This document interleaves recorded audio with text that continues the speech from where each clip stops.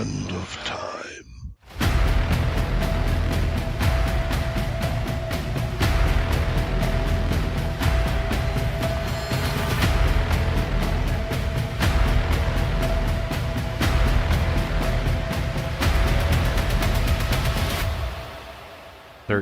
O'clock.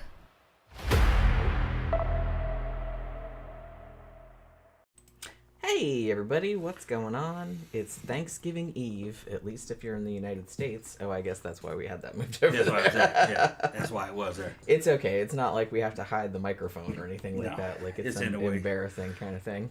It's not in So- front of anybody's face or nothing like that. But yeah, hey everybody. Again, Wednesday night, Thanksgiving Eve if you're in the U.S. and if you celebrate it. So happy early Thanksgiving. Got all of our stuff. All the sides are made, aren't they?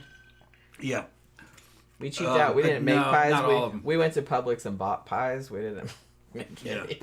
We got 3 because, we have to be extra. I gotta hydrate the stuffing, season it, and stuff the turkey. So the stuffing. Well, yeah, stuffing and turkey Then just obviously bake the has turkey, to be that's done it. tomorrow. But Then we'll bake everything turkey, else is that's done. Yeah. So, yeah, like It's I gonna said, be good. I'm looking forward to Yeah. it. Looking forward to that and lazing around and just watching the MST 3K Turkey Day Marathon as I do every year. It's a yearly Thanksgiving tradition. They always live stream it on YouTube and various other places. Got Brazilian cream corn. Yeah, I know. Elizabeth said, I love turkey. Yeah, me too. Yeah. I could eat it many, many times a year. String bean casserole. I'm not a fan Yeah, I of like that. it. Like, I could take it or leave it. It's not... I know that some people, that's their favorite thing. It's But, one of my favorites. Yeah. but I'm just kind of like, meh. With the dried onions on it. One way or the other. I was like I said, and I can't eat a whole bunch at once, so I'd rather save more room for more turkey. Yeah. More turkey and more potatoes in my pack. So we did a show about missing persons last week. I think, wasn't it? Missing 411. Yeah, Was was that last was week? that last week or the week before? I don't I remember. don't even remember. And one of our friends from the club came up missing. Yeah, this John is Van Fossenberg. John Van Fossen, yeah. Van Fossen, yeah. And he came up missing. He said, I'll be at the club Friday. Or He Saturday. Or Saturday. Yeah, he told it to Scott. And no. He was going to be at the club Friday. No, When he he- was coming home from work Friday, Okay. and then he was supposed to come out To that Saturday. on Saturday night Okay. like usual. But he didn't show up. show up. I didn't notice, like he's almost always there, but I didn't notice because a bunch of the other regulars weren't there either. Like Shauna wasn't there, Chris wasn't there, Dr. Yeah. Michael wasn't there, and there was like other shit going on. I think there was some stuff going on in Tampa and shit like that, so I wasn't really concerned. Yeah, but then Scott was. Scott was like, something's not right. And then he kept calling his phone number. And the phone was off. And he goes over to his house. The cats had been fed, man, but the cats are just running around. He took the cat with him. And that was that was Sunday or Monday that he did that. Yeah, I heard about it on Monday. Yeah. So then Scott goes to the police and he goes, look, man, this dude's missing. He put out a missing person's report for him. And John was supposed to work Saturday, Yeah, he's too. supposed to work. He He works didn't- at the airport, the Orlando airport. Yeah, he worked at the Orlando airport. He didn't show up. They found him. I've said, he had a nice place, a nice car. He had a leased BMW yeah. SUV, and I was like, yeah, man. They targeted him because of his age. Probably thinking he was older than he actually was. Fucking carjacked and killed him. But they found him. He was in the fucking Target parking lot, dead in that car. He had a heart attack. Died of a heart attack. I don't know how long he sat in there. I'm Probably a not while. sure either. Like I said, from what Yeah. I heard from Sam, who is Scott's wife, and Lori, who knows his family, and they said that the police had found him earlier, but they didn't tell anybody because they were waiting to contact his family, His family first, like yeah. his mom. Yeah. So we didn't find out until today that they had Yeah. found him. So I don't know like when they actually found him. He might But have he been had out there. died. They think that he died Friday night because that's the last time anybody Yeah. saw him. They said the last time anybody saw him, he was coming home. Like if you work at the airport, they have the employee bus, that takes you to the parking lot. And he was on the employee bus, like he left work, and then he apparently never got home. And then he was supposed to go to work again on Saturday, but he didn't show up, which they thought was really weird because he always showed up. And then he didn't show up at Barbarella Saturday night, which he always does, and Scott was kind of freaking out about it. And so he went to his house and found his cat and, like, took his cat back to his house and all this other kind of shit. And then, like, they put out all these, they called the cops, and there was these missing posters. I posted them on Facebook. Everybody posted them on Facebook. Like, where is he? Oh, my God, we were freaking out. Yeah. But, So I don't know how long he sat out there, but they probably got him Saturday or Sunday. Because if you die in a certain way, if your windows are smoked, nobody's really gonna fucking look in there and peer if they see a human silhouette. They're not gonna go, "Hey, what's he doing?" You know, he could have sat in there until they smelled him. I don't know. Yeah. Like I said, all I know is that they probably found him earlier, but they didn't tell anybody until they contacted his family. Because his family still lives in Indiana. John's a friend of ours from Barbarella, and he from the club. Sadly passed away. Younger than me, I think. He's 56. 56, okay. So he's a year older than me. But, it was like, it was fucking surreal, like, when everybody, because at first, I heard about it first Monday, because I wasn't on social media over the weekend, really, and then Monday, everybody was like, where the fuck is he? Like, nobody's seen him since Friday, and he didn't come out Saturday, and I was like, and I noticed that he wasn't there Saturday, but like I said, a lot of people weren't there Saturday, so I didn't really think anything of it, and, but everybody was posting the thing. They're like, we've already called the cops, and it's like he's supposed to show up to work, and nobody knows where he is, and his phone is off, and his car is gone, and Scott had been to his house, and it's like nobody's here, and it's like I don't know what the fuck's going on. His cats are here, and I took his cats, and all this other kind of shit. And then we only just found out today that they had found him and that he was dead. I thought, because Tom immediately thought, oh, he got carjacked, he got murdered. Dead, yeah. I thought maybe he drove, because this happens a lot in this area. Maybe he drove into, like, a body of water. You know what I mean? Like, because that happens a lot, too, and, like, died into there. But yeah, I guess he just had a heart attack in his car. Yeah. In a parking lot. Had a massive heart attack. Yeah. He wasn't, he wasn't in good shape or anything, but he didn't look like he was in that bad of shape. There's a lot worse. We know, and Jen was like, man, he's our age. I said, yeah. And think about the people. He was only a year older than you. Think about the people who were younger than us that we know that died. Well, yeah, we know a lot of people. A bunch of them, that died of cancer, brain hemorrhages. That was like freakish. It wasn't a brain hemorrhage. That was a brain tumor that she had. Yeah, and she was like, what, 28? 29? Yeah. And then our friend Kaylee died of cancer, and she was only in her 30s. Yeah, early 30s. 34, I think she was. Yeah, and then... that's fucking crazy. Yeah. And then our friend... what was the little guy that was the DJ? What was his name? LD. LD, yeah, that's right. He got killed in a car wreck. Which that was I didn't think that was going to be likely because he was a dwarf. He had a lot of fucking. Well, he had a lot of health issues, and I was like, man, that dude probably not going to make. And I got killed. He got killed. Got rear-ended. No, I think somebody hit him head on. Oh, head on? Okay, I thought he got rear-ended. It was like a weird. The way it was described, the accident was described to me, I'm like, I couldn't picture it, but okay. I was like, all right, but yeah, that was pretty freaky too. Like, yeah. Aaliyah's dead. Huh? Aaliyah. Well, yeah, probably. Yeah, she's dead. She's dead missing. And, who else? That was that young goth couple, if you guys don't remember. Yeah. Aaliyah was fucking probably 17 or 18 when we met her, huh? I think she was 18. She was old enough to get into the club. I don't think she was old enough to drink. Yeah. So she was 18, yeah. And she got so bad into drugs that she just fucking drifted away from one bad dude to the next, and fucking evidently she's missing. And been missing for fucking about a year. Well, Nick is... she's dead. Yeah, Nick says she's dead. Former boyfriend. Yeah. Doesn't know where she's at and suspects that she might be dead. Yeah, it says nobody can find her. So I'm not really sure. Yeah, she died. Somebody killed her. And our friend Mike died, but that was a drug overdose. Yeah. So. Oh, him? Yeah. That was that was a while back. There was another guy. I think his name was Mike. There was that drug dealer. Remember? Who died in bed with his girlfriend up in a motel. Remember him? That might be the same guy that I'm thinking of. He was he was starting to act crazy last time we saw him. He showed up the fucking old I-bar down Orange Ave with a fucking gun. Remember that? Oh no, I don't. He was paranoid. He thought people were out to get him. Yeah, Did you remember him? Forgot about that. You remember that guy, right? Yeah. She woke up next to him and he was dead. Yeah, that's right. I forgot all about that. Yeah, he died in his sleep. Forgot all about that. But, drugs. Yeah, it's just, like I said, I don't know. I mean, once you get to our age, in your 50s, I guess it does start to happen. But like I said, we do know a lot of people that have died like weirdly young. Yeah. Which is strange. But... Well, when you dies weirdly young, there's a problem somewhere. Some genetics. You got some kind of predisposition for cancer, heart problems, or for some reason you got a brain tumor. So there's always something. Something kills you. Well, like I said, my uncle died of a brain tumor years ago, and he was only 32. Yeah. And in like really good shape, so what they thought. Yeah. Well, there's some kind of problem in the code somewhere. Yeah. It's got to be. Your body either reacts to something or doesn't react to it, and it causes that damn tumor. Yeah, Tammy said my son had a heart attack at 11. Yeah. Doesn't mean you're in bad shape. Could be an enlarged heart. That's what my son had. Yeah, well, it's like some people. Problem. Yeah, there is some kind of problem. And it's not always something that you did. You know. Yeah.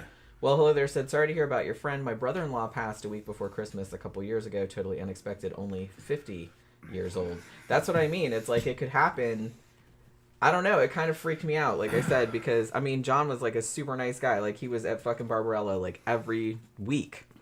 And I used to talk to him all the time. I said, shit, we just saw him, like, a couple weeks ago. Yeah. Like, because we didn't go last Saturday because we went to Memento on Friday, but he was there the Saturday before last. Yeah. And we were just talking to him. I was always in pretty good shape, you know, Freaky. From back in the Army, you know. I was, you know, fucking in the infantry. But I'd slack it off.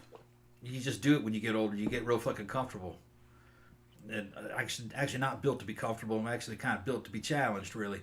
And then I watched my dad go through that fucking triple heart bypass and all that problem. And all that shit was preventable. I was like, man, that's it. I'm getting into fucking shape. I started working out.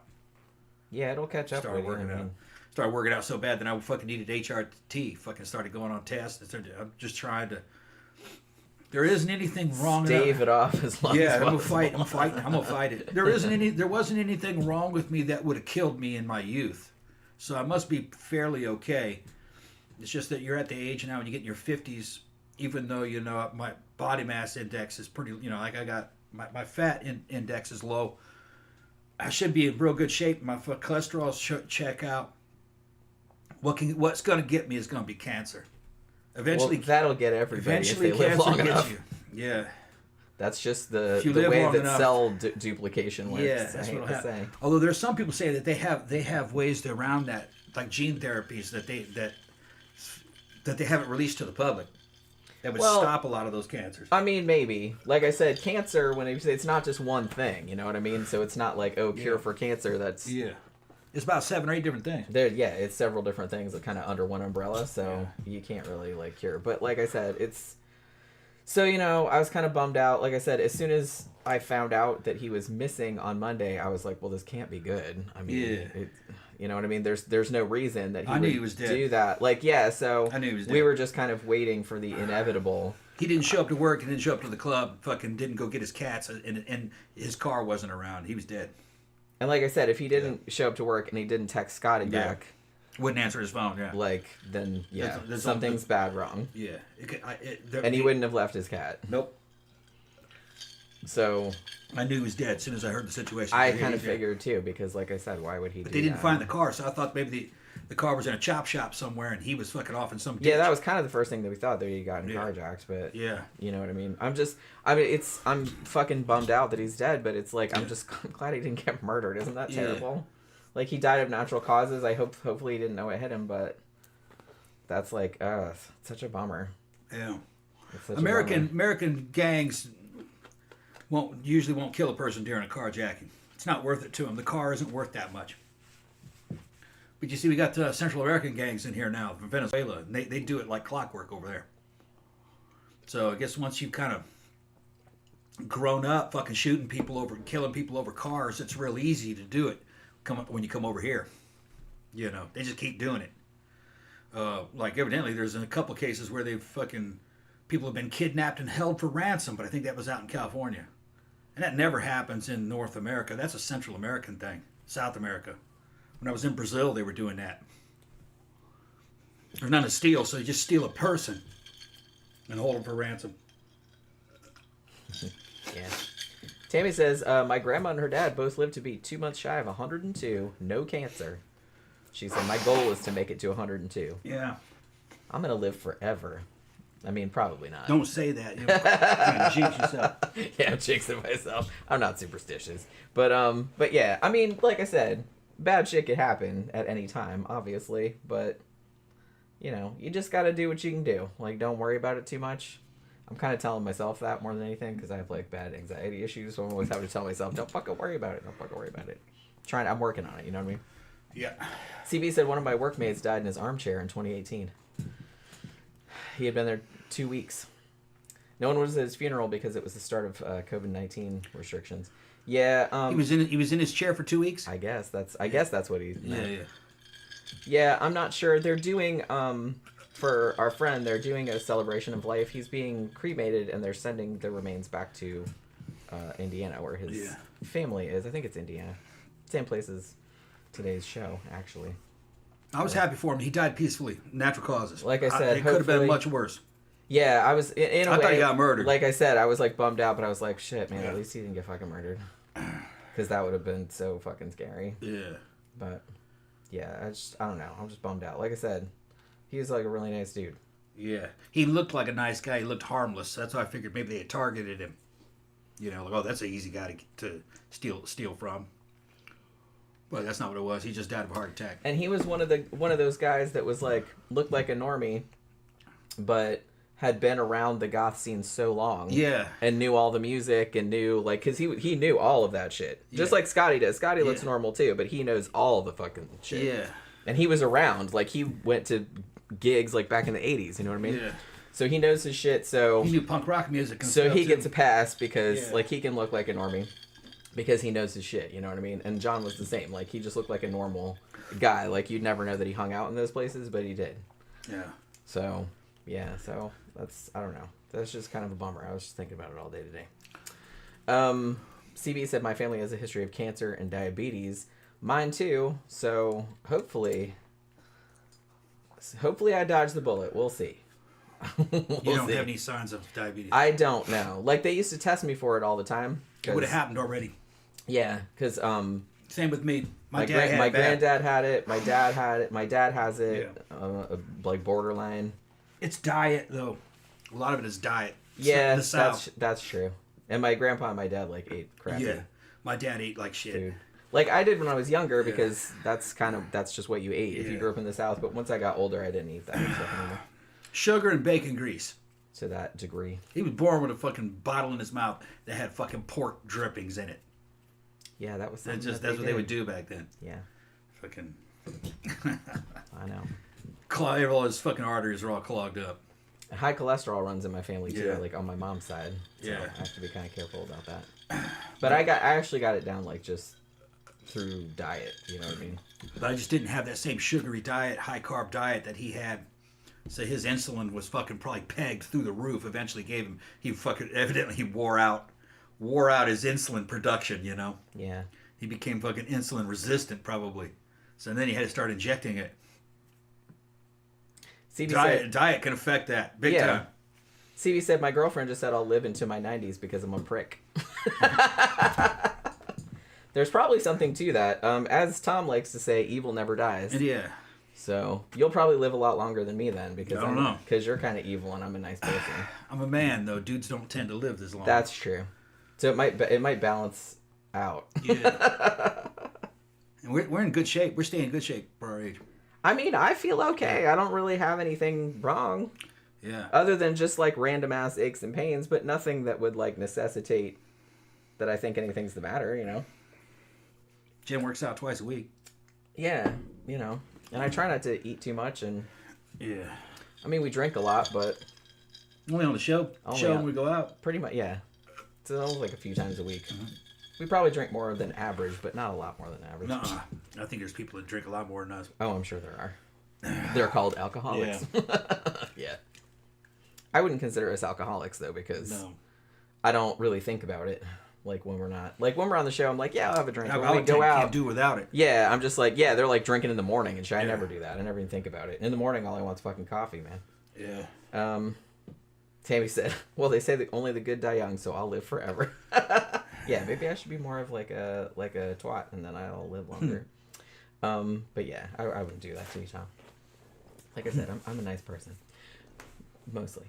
Unless you get me mad, and then I'm really, really mean. All right, so let's talk about this case right here. It's weird because I could have sworn that we had done a show about the Delphi murders before, but then somebody suggested it, and then I went back and looked, and I was like, no, we didn't. And it's actually really apropos that we're doing it around this time, because the guy who did this, allegedly, which we'll get into, I guess I don't have to say allegedly, but I'm going to say that because there's still some controversy around it in some circles. He actually just got convicted of the murders on November 11th, I believe it was. So it's just like a couple weeks ago. So yeah, this case, it went unsolved for like 5 years. And I remember seeing it on a bunch of those like unsolved murder, like creepiest unsolved murder cases, particularly ones that focused on stuff like, ones that had creepy like or video evidence, because this one does. And so for a long time, people were trying to figure out like what the fuck was going on with this, and they finally did solve it. I'm gonna say right out the gate, I went down the rabbit hole on this one, and I was like kind of reading about all the different theories and stuff, and I read a lot of the trial transcripts and some of the affidavits and stuff like that, and I'm like, I'm not... Because look, there's a significant portion of the armchair investigators out there that think that the guy that was convicted, whose name is Richard Allen, is not the dude that did this. For various reasons, which we'll get into. I will say, though, that after kind of researching, I don't know what to think. I will say that I think the case against him was not super strong. But some of the other theories that they've come up with are just too far out there to be believable. But I don't know. I don't know how I stand on it, so I'm not going to come down one way or the other. I'm just going to give you guys the information that I got and let y'all figure it out. And we'll see how Tom feels about it. I don't know. I'm kind of leaning toward he probably did it, but I don't really know. You know what I mean? Thank you very much for the super chat, Zach. I was in English class in college in 2017 when I'm pretty sure we all had the Amber Alerts for the girls go off at once. Pretty surreal to think of. Yeah, because they were missing for like a day before they found them. You know what I mean? Like, well, it wasn't even quite 24 hours. They found them like the next day. Like they went missing in the afternoon, and they found them like about noon, 12:30 the next day. They found them dead. But yeah, this was a fucking weird one, man. And it's like the weird thing about this is that in all of the stuff that I read about it, there's not really much of a motive, you know, other than just, I don't know. And like the guy they got to do it, I don't know if he ever did it before. Like they don't seem to think so. So it's like, and he was old, like a little bit older. I don't know. It's just a weird it's a weird, horrible case. And it's like I said, the girls were young. They were just little. So it's kind of fucked up. Now, American Military 100 said the alleged perp admitted to killing his granddaughter who never existed. Yeah, like I said, we'll get into... Because he did confess to stuff, but I'm not real sure how... I don't know. Like, how seriously those confessions should be taken. He did apparently know some stuff that only the killer would have known, but I don't know. Like I said, I wasn't there, so I'm not really sure. So... Probably most people, this is a very, very famous case, but Tom doesn't really follow this stuff, so we're going to give him the information because he doesn't know anything about this. They call it the Delphi murders because it happened in Delphi, Indiana. Now, the two victims were Abigail Williams, who was 13, and Libby German, who was 14, and they were best friends. They'd hung out together, like, forever, like, since children. And this happened in February of 2017, actually the day before Valentine's Day, February 13th. As I said, they went missing on the afternoon of that day, and then their bodies were found the following day. And then it went unsolved for 5 years. Like I said, it turned up on a lot of true crime podcasts, mostly because it turned out that Libby had recorded a dude that they were pretty sure was the killer, and got like a recording of his voice and stuff like that. And so it kind of made the rounds. Like everybody saw this like, I think it was a 43-second video. It's actually longer than that, like the one they showed at the trial. But the one they released to the public was, I believe, 43 seconds. And it showed this guy, like, walking along this bridge, like, toward them. So I guess she had thought something was sketchy about the dude and, like, started filming him. And then it turned out they're pretty sure that that's who the killer was. So that's why the case got so much traction, you know what I mean? Because of the social media aspect. Yeah, that and the youth of the victims. These girls are little. 13, 14, 12, 13, around that time. 13, 14. 13, 14, yeah. You One see of them pictures was- of them, they just look like super young. Yeah, they're just babies. Yeah. They're just babies. And the way the dude killed them and everything, just trash, you know. Dude's a fucking piece of shit. Well, yeah, obviously, like, whoever Yeah. the fuck it was. His bitch ass. CB said Zach Baggins of Ghost Adventures went to where the girls were found, which was a disrespectful thing to do for video on his program. That is very disrespectful. That's kind of a fucked up thing to do. But Trying to get views, yeah. I wouldn't put it past him, though. I mean, he seems like kind of a douchebag. I don't know the man, but just from, like, seeing it on the show, it's like he seems like a real fucking... He seems kind of like a dick. But yeah, that's totally sounds like something he would do. So let's talk about the and like I said, it's kind of in the news recently because the guy that they are saying did it, Richard Allen, was arrested in October of 2022, and after like 5 years of it being unsolved. And then his trial started in October of this year, of October 2024. And then just a few weeks ago, on November 11th, he was convicted of the murders. But like I said, there's still like a bunch of controversy about it. Like, because I kind of feel like some people think that maybe he didn't do it and there was like more than one person involved or there were other people involved, which we'll get into like in a little bit. Because like I said, this case had a whole bunch of rabbit holes that like I had to go down. So, and I'm not really sure where I stand on it. The crazy theory, I'm not going to bring it up right now. Like, I'll bring it up later. But I don't believe that. However, I do feel that there's maybe another person that they maybe should have looked at closer.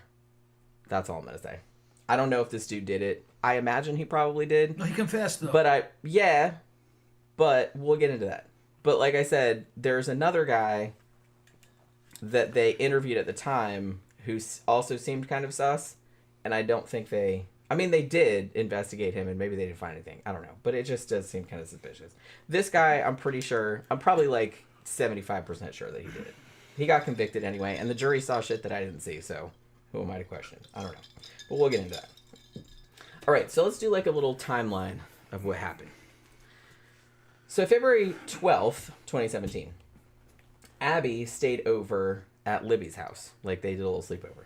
Because they were out of school the next day. Like, it was a school holiday for, I don't know what day of the week it was. But the next day, February 13th, Libby's dad, whose name was Derek, the girls woke up and he made them pancakes for breakfast and stuff like that. And they said, well, they had the day off of school, so they were going to go to this, go on a hike. You know what I mean? So at about 1:30 in the afternoon, Libby's older sister, whose name is Kelsey, dropped them off on County Road 300 North. Now, they were going to go hiking on, I'm not sure if I'm pronouncing this right, but is it Monon? The Monon High Bridge? Never heard I saw it, like, pronounced a couple different ways, like, on this. I watched all the court TV shit and all this other stuff about this, and people pronounced it Monon or Monon. I'm not really sure. But it's one of those. Apparently this is a pretty common area. It's kind of a decommissioned. People don't really like, people just walk over. It's like for hikes and stuff, but and I guess like people go hang out there. I like from the pictures of this fucking bridge, it looks like there's no railings on it, and it's over this big high gorge with like a creek underneath it. I don't know if like it's higher up than it looked. I mean, it looked pretty fucking high, and there's no fucking railings on it. I'm like, you are not getting my ass on there. No fucking way. I wouldn't walk on there. But I guess a lot of people do. It didn't look like there was any railings on it, so that kind of freaked me out, I'm going to say. But yeah. So the two girls are just walking along this bridge, which, like I said, it's I don't know how common it was, like there was like people, but there was hikers and shit like that would walk on this bridge. Now, at 2:07 p.m., Libby posted a photo on Snapchat of Abby walking along the bridge. And this photo that they took turns up, like I said, in a lot of those creepy unsolved crimes thing, is like, oh, like the last photo, like before they died or whatever, which this is the last picture that they took of each other, at least. So shortly after this photo was posted to Snapchat, the girls disappeared. Now, Libby had sent a text to her dad, I believe at 1:48 p.m., saying to come pick them up. And he said where he was, it would take him like a couple hours or hour and a half or something like that to get there. So they said, okay, that's fine. And he said he was going to come get them. So he arrived to pick them up at 3:15 p.m., but they were not there.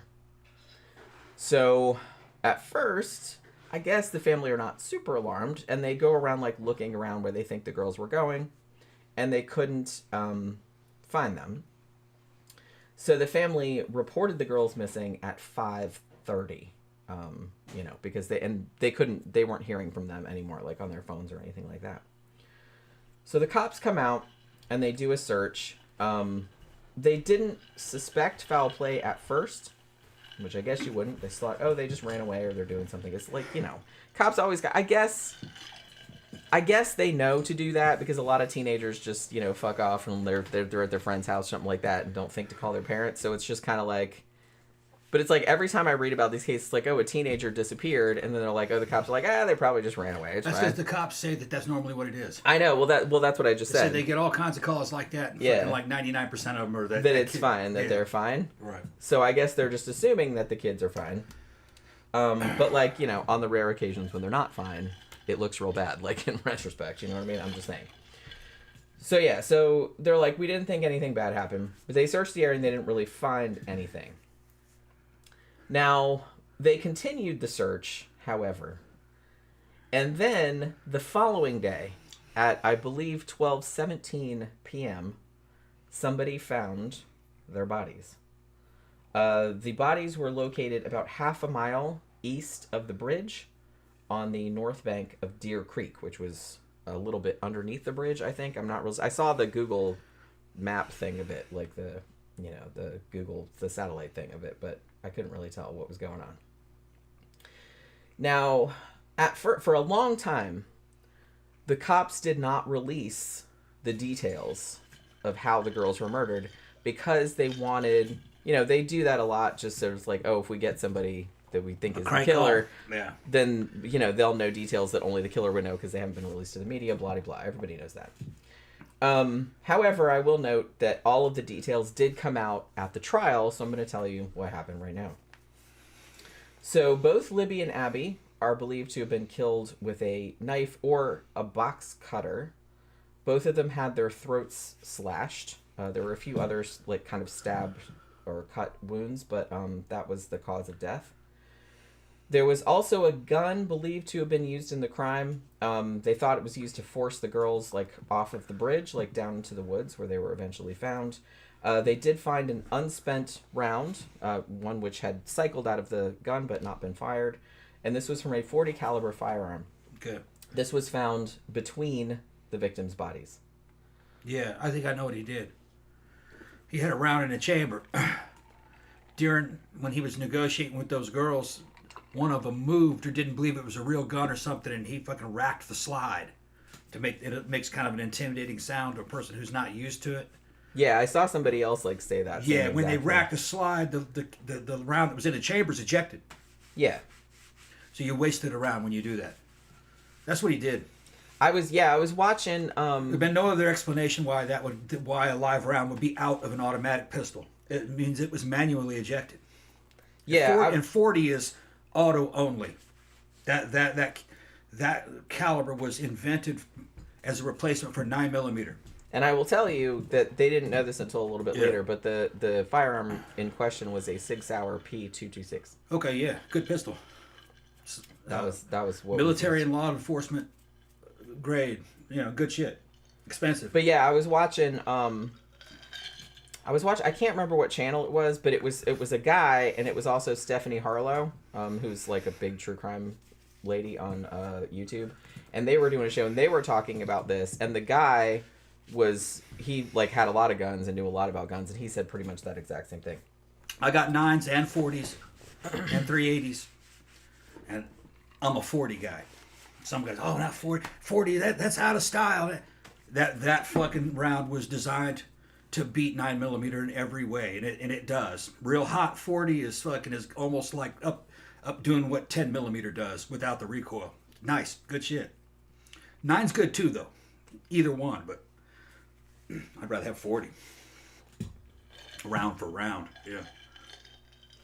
CB says, I don't have kids, and knowing evil bastards like this fucker are around makes me not want kids, because I would never want to go through the pain that the parents have gone through. I can't imagine. Like I said, I don't have kids. We just have cats. But it's just kind of like, I can't imagine what that would feel like.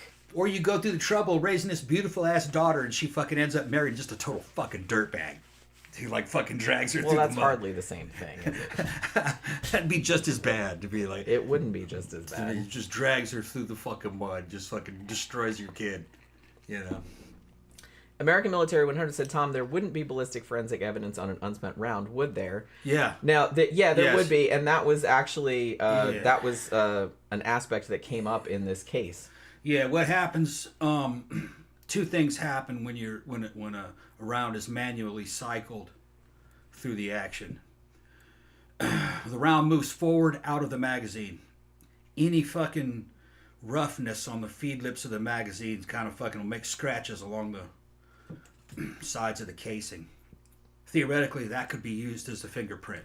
Yeah. The other thing that happens is that the extractor at the back of the slide where the firing pin is, that holds the base of the casing as it's pushing it forward, there's an extractor, which is a spring-loaded finger that reaches into the groove that goes around the base of a metallic case. That extractor can leave an indentation when it's slamming in, it's going to pop over the lip. When it does that, the sharp edge of that extractor is going to leave a certain amount of grooves and thickness of grooves along that edge of that case. Whether or not, here's the thing. Yeah, theoretically, you could line those grooves up under a microscope. Well, spoiler alert, they did in this case. Right, you could. But the thing is that dude shoots a lot. Where he commits a crime, he leaves his case. He's leaving casings around everywhere. Goes out, shoots a couple hundred rounds at the range. Those grooves have now changed because those grooves are constant part of the wear pattern. So in other words, it's kind of like having a fingerprint, but you're wearing your own fingerprint off, making new fingerprints all the time. So it's iffy. It always is iffy. And I think that was a point of contention because, this is getting way ahead of ourselves. Yeah. But the prosecution did bring in ballistics experts that testified that this unspent round had come from a gun that was owned by Richard Allen, who was the guy that was ultimately convicted. But the defense kind of came forward and said, it wasn't, that wasn't foolproof evidence and all this other kind of stuff. You're going to know the width of the ejector. You're going to know the width of the ejector. And that varies from pistol to pistol, depending on the make and model. And the scratches that are on it. You can sometimes leave fingerprints behind. So, yeah. If you eject a case out of a fucking you eject a cartridge case out of a pistol, and then directly look at it, get the pistol and the fucking, or, take photographs of the fucking scrapes inside the pistol and match them up with the scrapes on the case, because you haven't fired anything, then yeah, it should match up. But if that pistol fired a lot, it will change it. That's why they're saying, well, they recovered that bullet. They can trace it back to that gun. Not really. They'll know what caliber the pistol was. They may have a very good idea of what pistol it was based on the lands and grooves that had been put into the projectile as it went down the barrel. Sometimes there's a unique fingerprint that can mate that bullet up with a barrel. But man, it's a long shot. And you're going to have to do some convincing with the jury. Because some of that stuff's just vague, you know? Yeah. Some of it's real vague. You just go, yeah, this bullet came from a gun like his, same make and model. We don't know if it's the same actual gun, though. You can say there's millions of those out there. Be like saying a white Ford pickup. Well, shit, there's a shit ton of those. You know, same thing.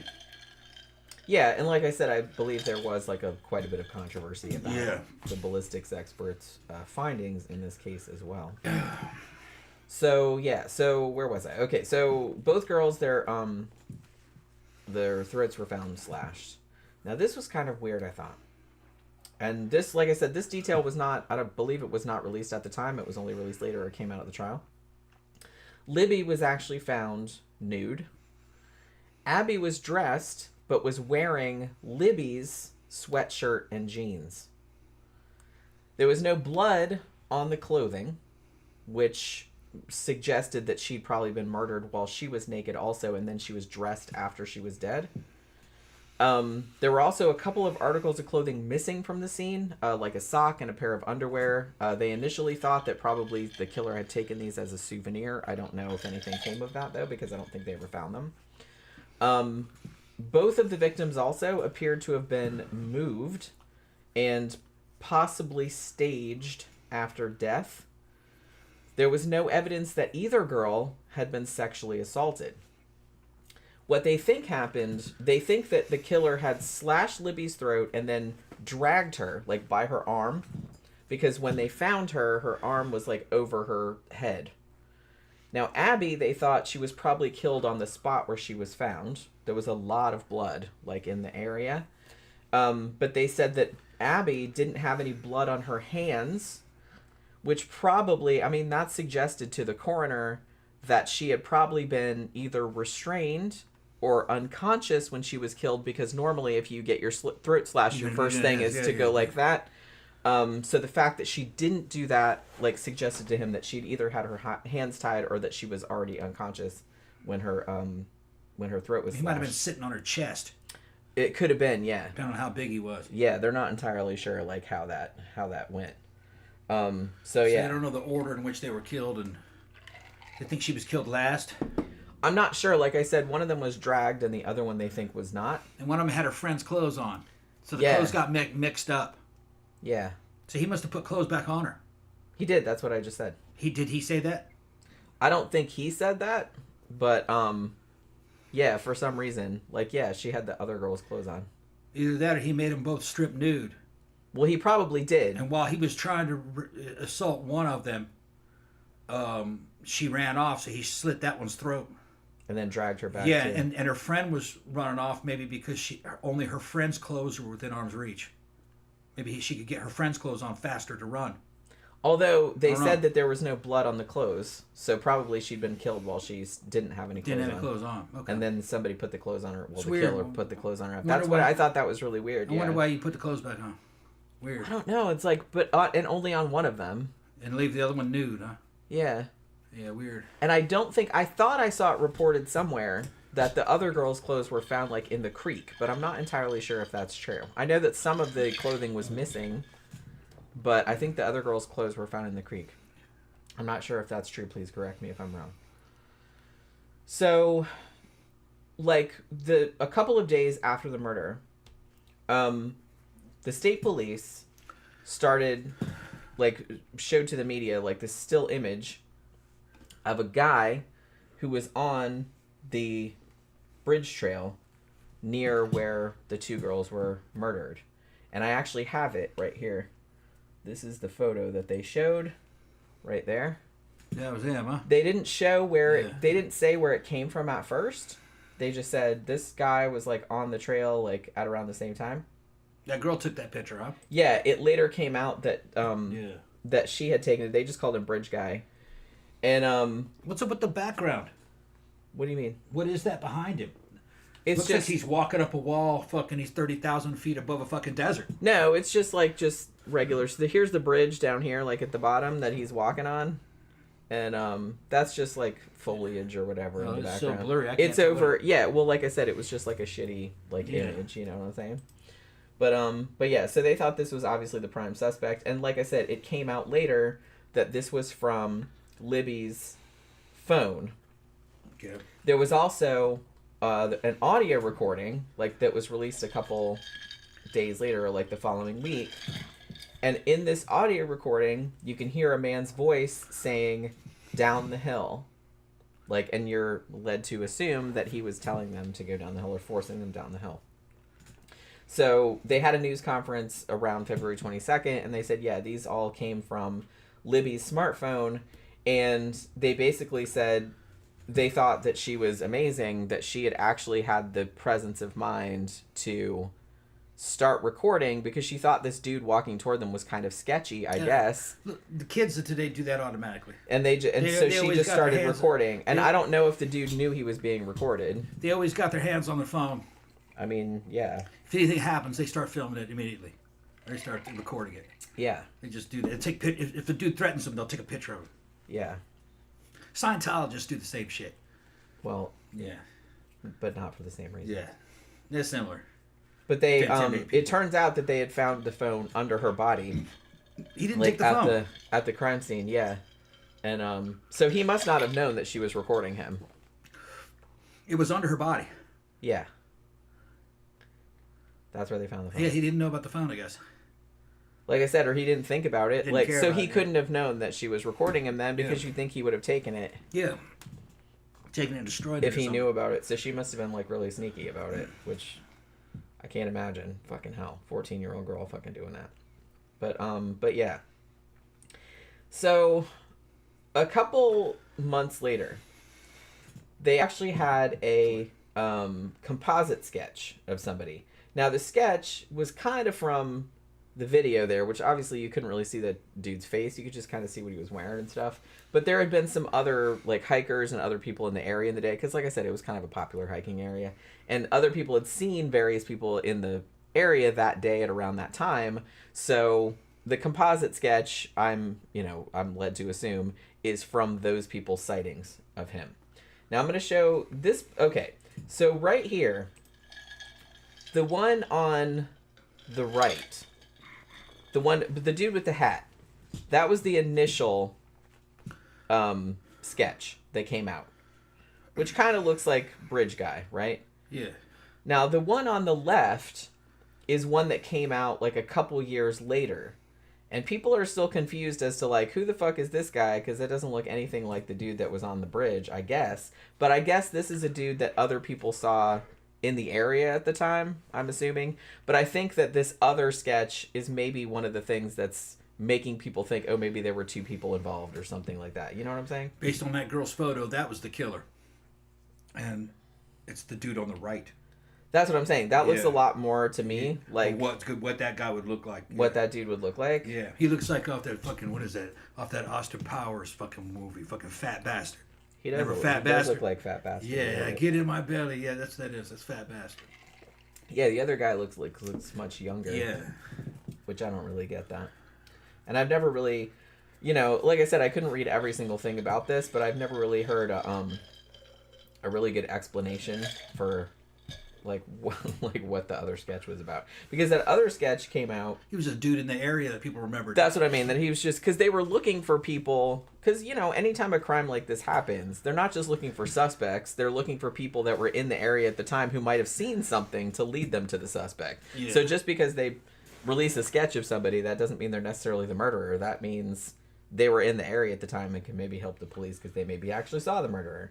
So yeah. So the one sketch was the first one that was done, and that was put out in July of 2017, so like a few months after the murder happened. And then the case kind of languished, I feel like, for like 2 years, almost 2 years. And then in April of 2019, the state police said, we're going in a new direction, and that's when they released the sketch of like the younger looking dude with the curly hair. And they were basically telling everybody, just like, look at this sketch, listen to the voice on the recording, which they, re-released again, the one that says down the hill. It's like, watch this man walking on the bridge. They had a tip line you could call and everything like that.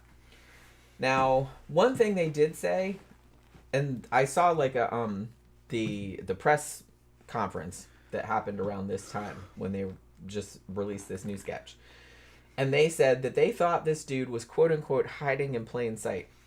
They're like, we're sure that he's from this area, like from Delphi, or it's like familiar with the area or works here. You know what I mean? They knew that.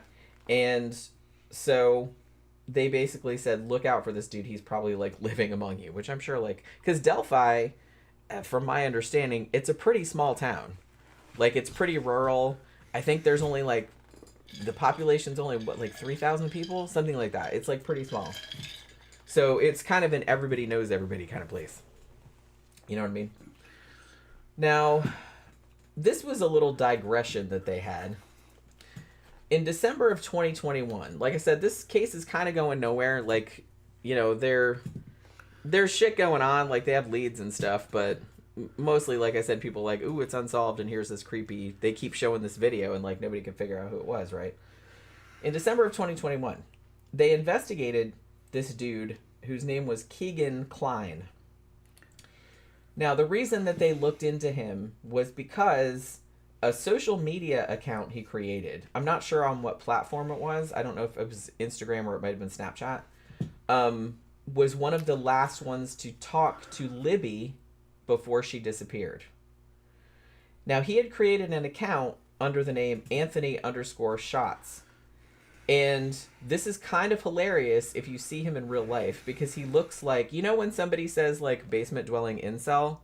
This dude's picture would be right next to that definition, because he's exactly what you're picturing somebody like that would look like. Yeah.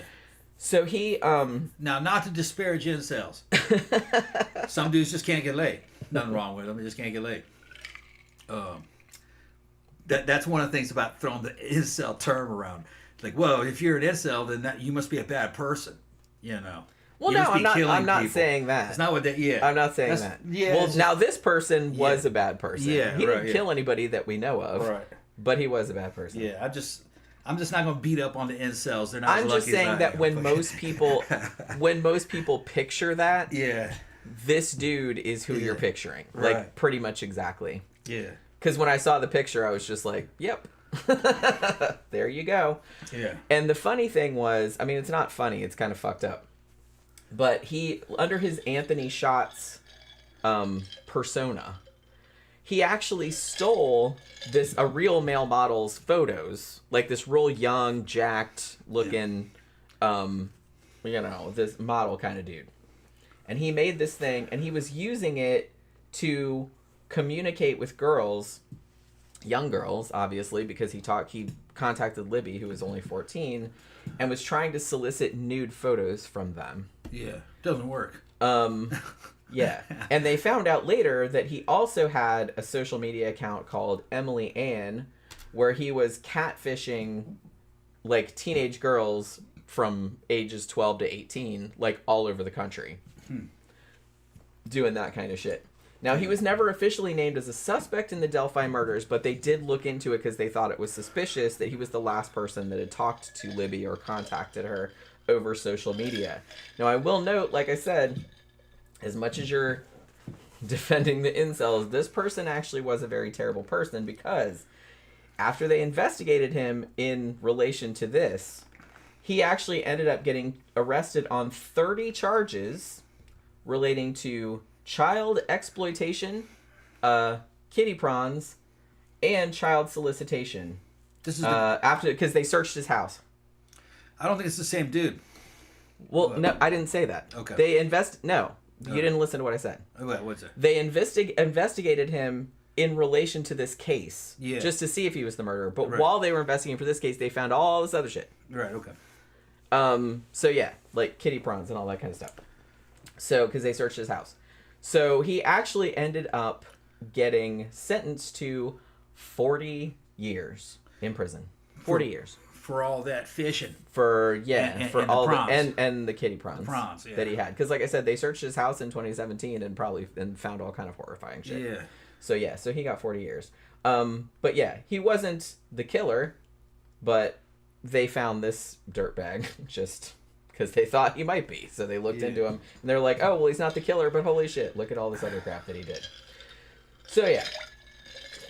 Now in September of 2022, there was a break in the Delphi case. And investigators their attention was drawn to a tip that had come in only a few days after the murder back in 2017, but had been misfiled. What ended up happening was that there was a file clerk who I think was just a volunteer. Her name was Kathy Shank. And she was actually going through all of these old tips, and I believe she was digitizing them.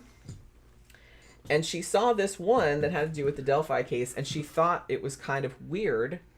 So she brought it to the investigators' attention. Turned out that back in 2017, only a few days after the murder, matter of fact, Richard Allen actually confessed to police that he had been on the bridge trail at the same time as the girls on the same day, February 13th, 2017.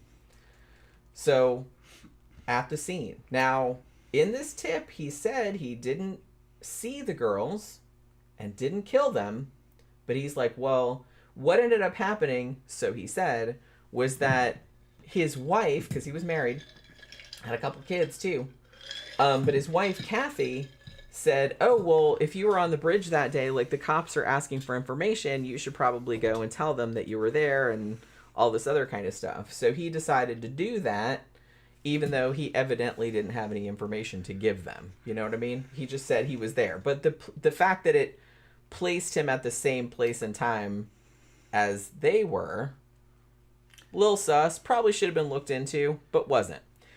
How it got misfiled, as far as I understand, was that his last name had been switched with the name of the street that he lived on, I think, which was Whitehall or Whitehead or something like that. Like, whoever had taken down the tip had mixed up his last name and the street that he lived on. So it was just misfiled, and I guess they didn't really, like, look into it.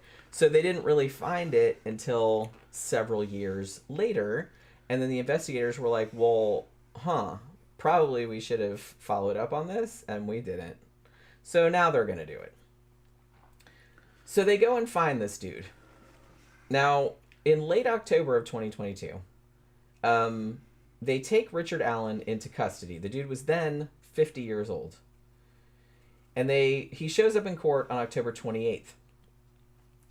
And then a couple days after that, on Halloween, actually, of 2022, the state police came out and told the media that he had been charged with 2 counts of murder. Now, he initially pled not guilty, and he got 2 public defenders, whose names were Andrew Baldwin and Bradley Rotzi, and they were assigned to represent him. Now, hold on. Okay. They charged him because he looked like the dude in the photograph and that they secretly had? Well, it wasn't secret. They had released the photo. Okay. And they had released 43 seconds of the video and the audio. Mm-hmm. And the fact that he hadn't been looked into at the time, he had come in and said that he was in the area, like I said, but they hadn't followed up on it. That's not enough to charge somebody, though. No, but when they looked into it, they thought, well, we hadn't looked into this, and then they interviewed him. Yeah. And then some other shit came out, and he's like, okay, well, we're going to charge him now. Like, they had enough to charge him with. You know? He said something during the interview. Yeah. They gave them... Like I said, at first he denied it, but then, like, later on, yeah, we'll see how this is going. But like I said, there's some controversy about whether this dude is really the killer or not. He's been convicted, so I don't have to say allegedly, but I'm just saying. Now, what happened was that a little while later... the judge that was going to be presiding over the case, her name was Frances Gull, and she unsealed the affidavit that led to the dude's arrest, right? Like, so the public could see it. So, according to this document, the video footage that was on there, like, showed him on the video, and it was much longer, like I said, than the segment that they'd shown to the public. And in it, there was one of the girls saying gun. You know what I mean? So, yeah. Obviously, like, he was forcing them off the thing with a firearm.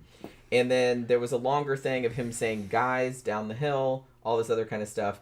And he was in the video for longer, and they were pretty sure that Alan looked like that dude. You know what I mean? And they also searched his house, and then had a ballistics expert go with the unspent round that they'd found like between the girls' bodies, and they found that the ballistics experts, in their opinion, it matched a Sig Sauer P226 that he had owned since 2001, and that according to him and his wife, he was the only person that had access to. So there was that. Now, there were several witnesses at the time that saw a similar looking person. Like one witness said she saw a dude walking away from the bridge wearing a blue jacket and blue jeans, which is the same thing the bridge guy was wearing, and that he had mud and blood on him. And somebody else said they saw a car that was parked really weird, like somebody had parked it like so nobody could see the license plate. And investigators later said that this vehicle was the same vehicle that Alan had owned at the time of the murder, which I believe was a Ford Focus, like a black Ford Focus. And a couple of other people saw what they thought was the same dude, like on the trail or at the beginning of the trail, like right around the time that the murders happened. So there was that too. And so they found out that Alan said that he was on the trail the afternoon the girls were killed for 2 hours. And he admitted that he'd been wearing jeans and a black or blue jacket. And his excuse for being out there was he was going to, quote unquote, watch fish. You're going to watch him fish, yeah. Watch him do what? Swim? Watch him swim. Okay. He's going to go fish watching. Because, of course, when you're not in the water and looking at the surface of the water, you can see plenty of fish. You see millions of fish. Right? Yeah. I mean, how many times have you been out of the water and looked at the surface of the water and seen all the fish swimming? I mean, I like watching fish in a fish tank. I've never seen a fish swimming. Very rarely, unless it gets close up to the boat. I like watching the koi fish in the pond in Ichiban. Yeah, but he's talking about in nature. Yeah. I'm like... Yeah, those fish will follow you wherever you go. Those fish will follow you. You can't see fish. They're trying to bite at the That was what he said. Send us some bread. Yeah. Yeah, give us some bread. So let's talk. This is kind of weird because I kind of feel like this dude didn't really have a history that would suggest that he would do this kind of shit. Now, he was from Indiana, not from Delphi. He moved in Delphi in 2006. He was originally from a place called Mexico, Indiana. Yeah. Which there's a town called Mexico in Indiana, which today I learned. So I thought that was funny. And he was kind of a jock in high school, like did football and track and field and shit like that. He graduated in 1991, so he's about the same age as me, actually, because I graduated in 1990. And then he went to a community college, did accounting. He was in the Army for a little while, in the National Guard. He married, like I said, his wife's name is Kathy. They had 2 kids. I believe at the time of the murders, one of their grown daughters was like living with them still. And for 10 years, between 2003 and 2013, he actually managed a Walmart in Logansport. And later on worked at a couple of different CVS pharmacies. He actually got his pharmacy technician license in 2018.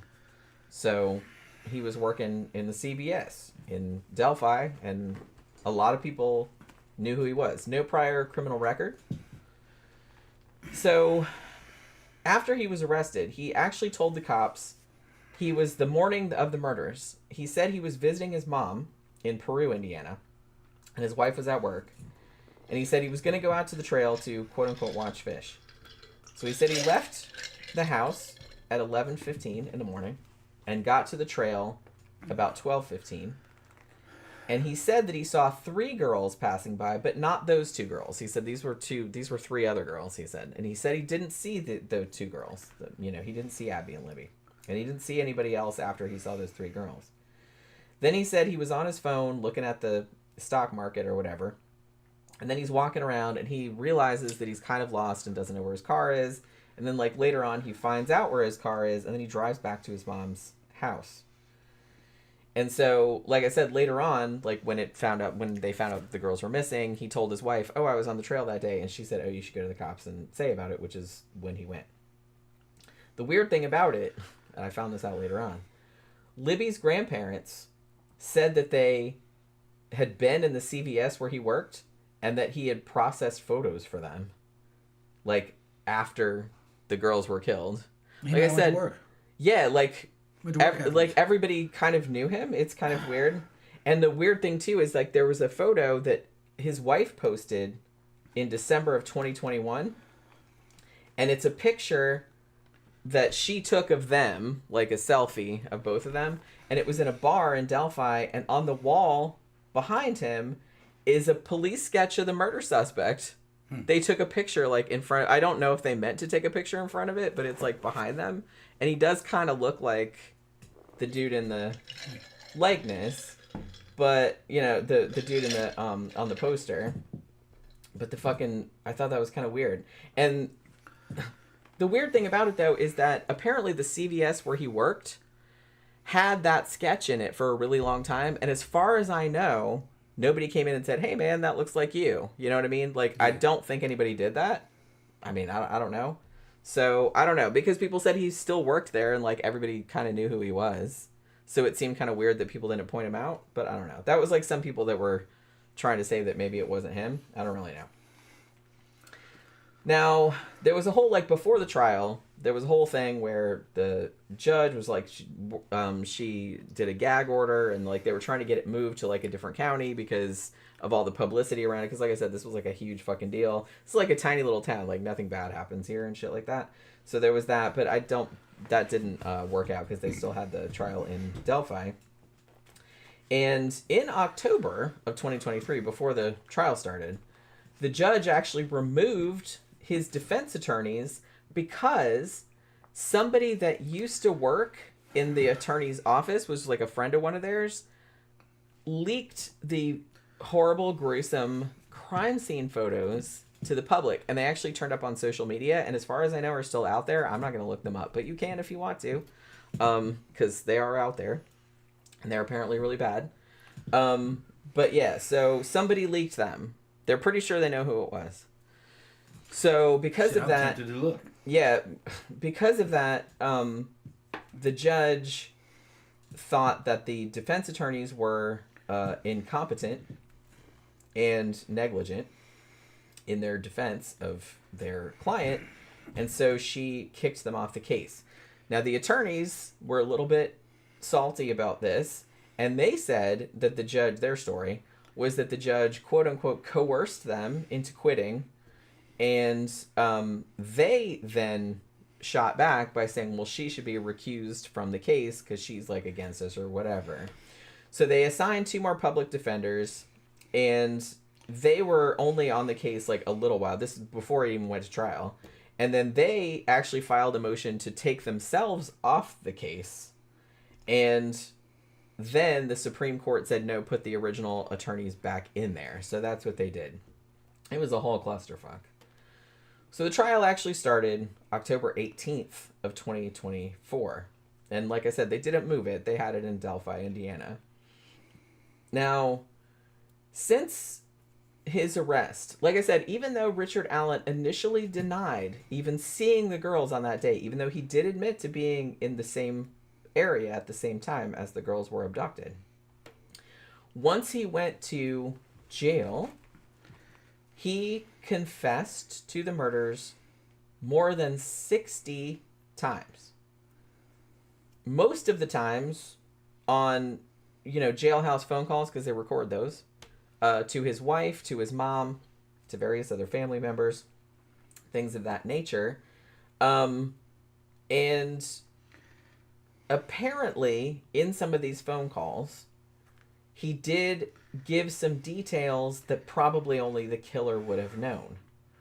He reportedly also confessed to the prison warden, one of the psychologists who was treating him, other people that worked at the prison, and other inmates. So he was telling everybody that he did this. He must have done it.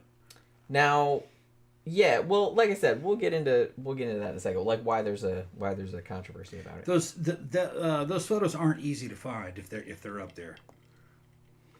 I'm looking and I couldn't find anything. Okay, well, like I said, I didn't want to Yeah. look.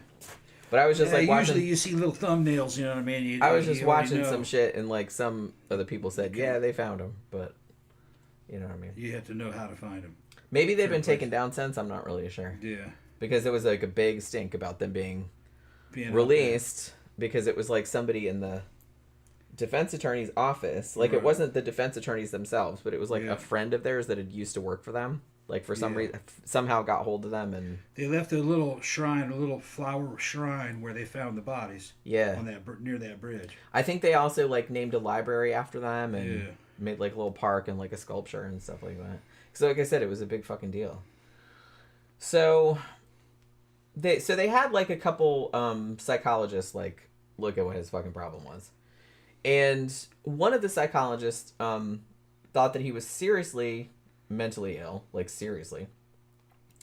And she said that he told her, because like I said, he confessed to stuff, like once he got arrested, that he had originally planned to sexually assault the girls, but he saw a white van passing by near and thought that he had been seen. So he kind of got spooked, I guess, like seeing somebody else around. So he just like cut their throats real quick and then ran away and then covered their bodies with sticks and then like ran off. You know what I mean? That was his story. Yeah, I'm not really buying that because you cutting somebody's throat, especially if they're not bound, isn't like a thing where they're real. That like well, it's real quick. It'd have been some kind of struggle, unless there was no blows to the head, huh? I don't think so. But like I said, they think at least one of them might have been unconscious or restrained when her throat was cut. So I don't really know. I mean, he's choked into fucking oblivion. Maybe. And then Although I never heard that mentioned either. So I don't really know. See, the thing is, though, is that you can't kill one in view of the other because the other one would run. Yeah. I would think that what he would do is he'd separate them. Says, you stay right here. Okay? I'm going over here with this one. All right? If you're not here when I come back out of here, I'm going to kill her. So you stay right here or I'll kill her. So they hold each other hostage. Hold her hostage. You know what I mean? But he takes her off and kills her. Then he walks back over to her and she's like, well, where is she? She's going, she's over here. I'm going to take you to her. And then he fucking slits her throat. Yeah, I mean, maybe, yeah. Something like that. Because you got two girls. Yeah, they're not very strong, but man, if they put up a fight, you know, one of them could run off, and you can't fucking get that one and then restrain the other one at the same time.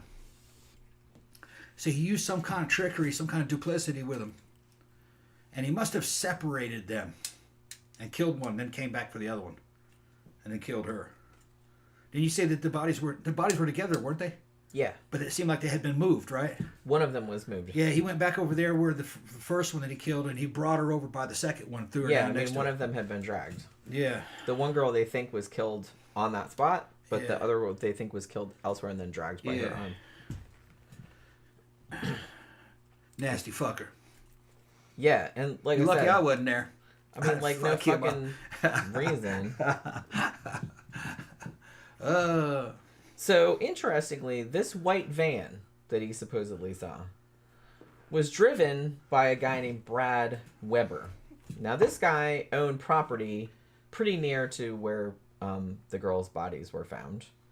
Now, he ended up being, like, a prosecution witness, and he says that he drove his white van home from work on that day, and at around 2:30 that he had kind of driven, like, past that stretch of Deer Creek, like, where the bodies would later be found, which that's about right, because they think that the murders probably happened sometime from the phone pings of her phone.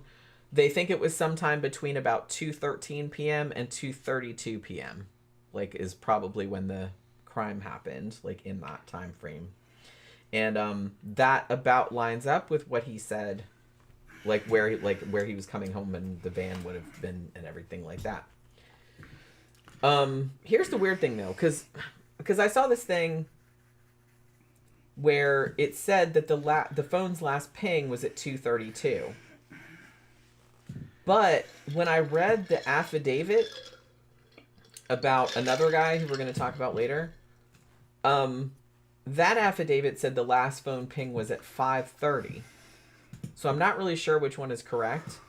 Like I said, they're pretty sure the crime occurred between 2:13 and 2:32. So I don't know, but I think the phone was still on, like, for several hours. And one weird fact that came out at the trial, because, like, I saw this in the trial transcripts, was that this woman who was a digital forensics expert, Stacey Eldridge, she said that something, an auxiliary cable or a headphone, had been plugged into Libby's phone at 5:45, and then at 10:32 it was taken out again. This was after she was dead? Yeah, which I thought was really weird because the phone was, like, under her body, right? Yeah. So it's like, what? Who Gotta did be that? an error. Has to be an error. I mean, maybe. Yeah, that seemed really weird to me. So it's like, I saw that somewhere and I was like, that's bizarre. Like, why would that even happen? Well, maybe one of the... Because they were pretty sure that they were already dead, like, by the time 3 p.m. rolled around. But the bodies were found that same day? No, I said the next day. The next day? So they sat out there overnight? They disappeared. Yeah, they weren't found until, like, past noon the next day. Okay, so it wasn't an investigator or a rescuer that saw the thing and fucking tried to jack into it to see if there was anything recorded on it. Yeah, I just thought that was a weird Must be some kind of an error. detail. Must be Like, some it kind of could be error. an error. Like, I guess it could be a glitch or something like that. But it seemed really weird that I just thought I would mention it. So the defense comes out and they were trying to discredit Weber's testimony because they were trying to, like, say that the white van couldn't have been at the place, and because they said, oh, Weber said that. At first he said, oh, I came straight home, which would have meant the van would have been at the place that, you know, he said it was, that Alan said it was. But it's like, then again, like, when we interviewed you again, you said that you weren't here at that time, that you actually stopped somewhere else to, like, unload, like, he owned some ATMs or something, and he stopped to, like, empty those or something, so he wasn't home till later. It was this whole thing.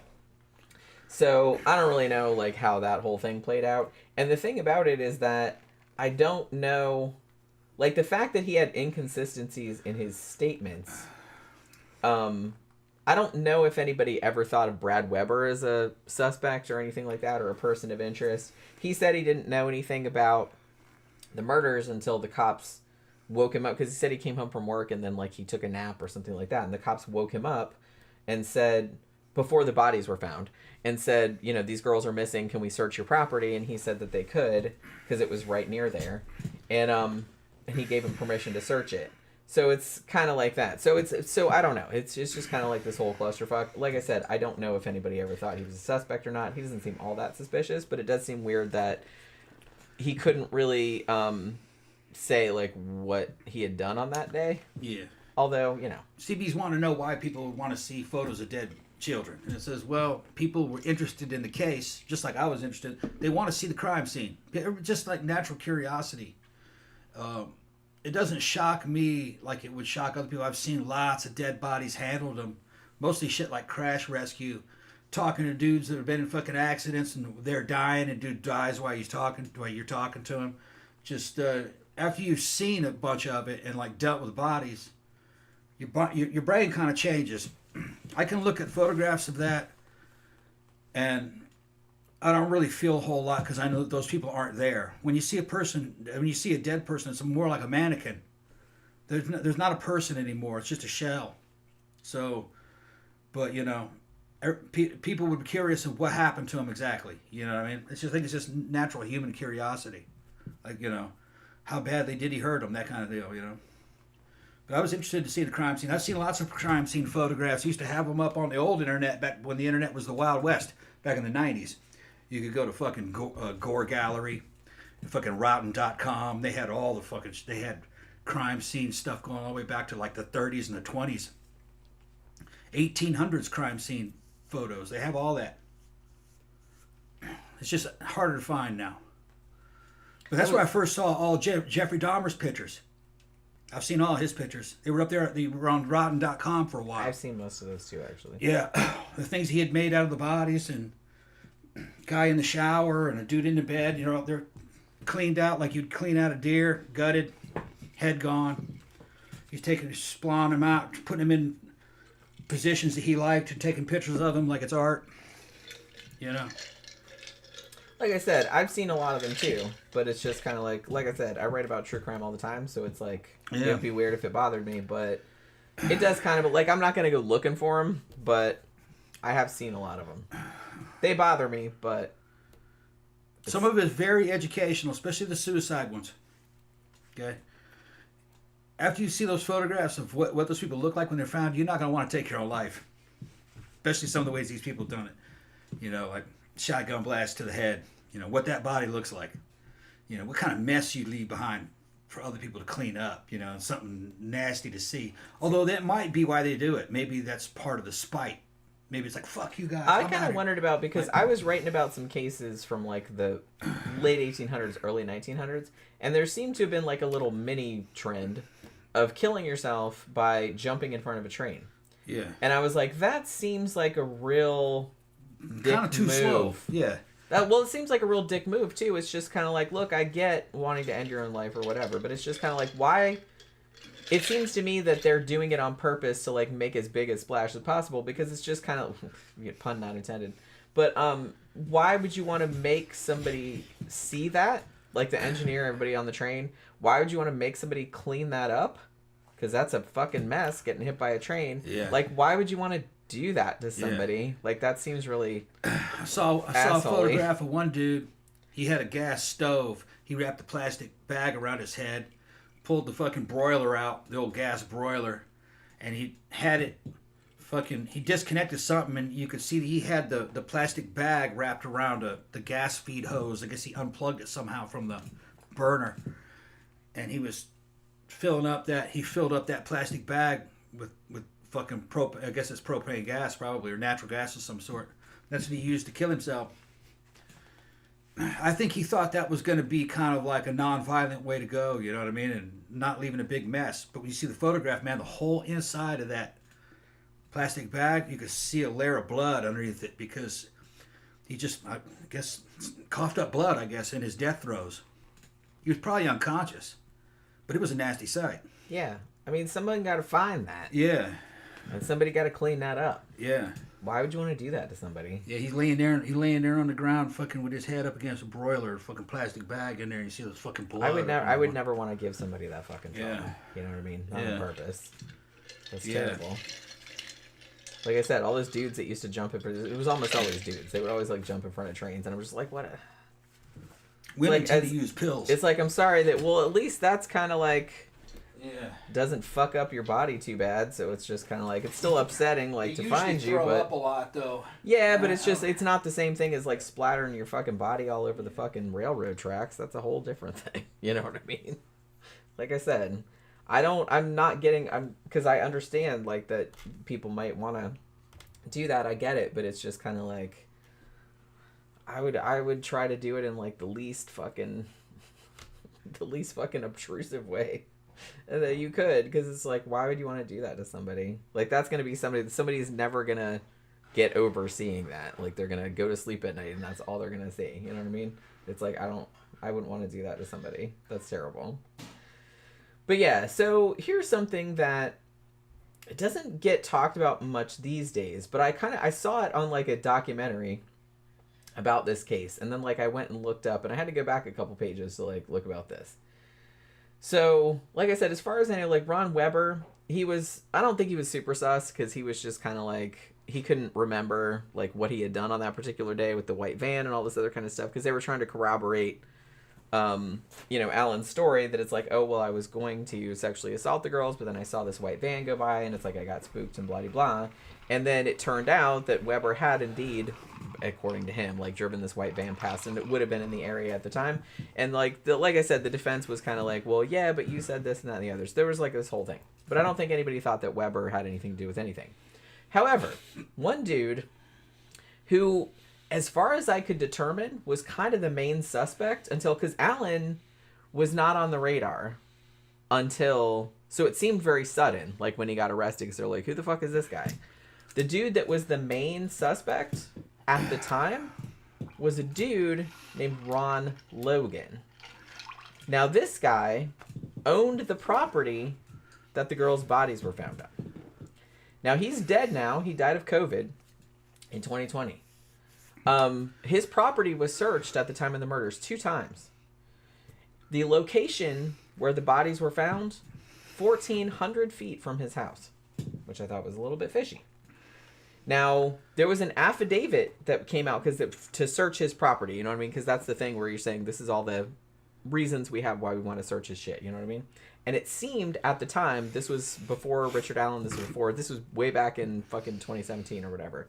And they were saying, like, we think that maybe he has something to do with this. So, in this warrant, which I read, they said that his cell phone data said that it was in Delphi, very near the murder scene at the time that it happened. Now, the thing about it is that Logan himself said that at the time of the murders, he had asked a friend to drive him to an aquarium store in Lafayette, which was about a 30-minute drive away. Now, he had his license revoked because he was a drunk, and so he wasn't supposed to be driving. So he said that he had somebody come and drive him to this aquarium store. But when they investigated later, they found out that he had lied and that he had asked his cousin before the bodies were found to give him an alibi for this time. If anybody asks, tell them that you drove me to the aquarium store at between X time and X time. So the agents at that time thought that was very suspicious, which it is very suspicious. So that was one of the things that they, that and the cell phone data saying that he was in the area at the time of the murders. That was another thing. You know what I mean? So he was at the aquarium store, but it was not at the time that he said that he was there. Also, one of the FBI agents that was doing the affidavit said that his voice was, quote unquote, not inconsistent with the voice of the person in the video who was saying guys down the hill. So there was that. Now, cops, I will note, did search his house, his entire property, all his computers, and all the outbuildings on the property. Only probably like a month after the murders. Now, hold on. What?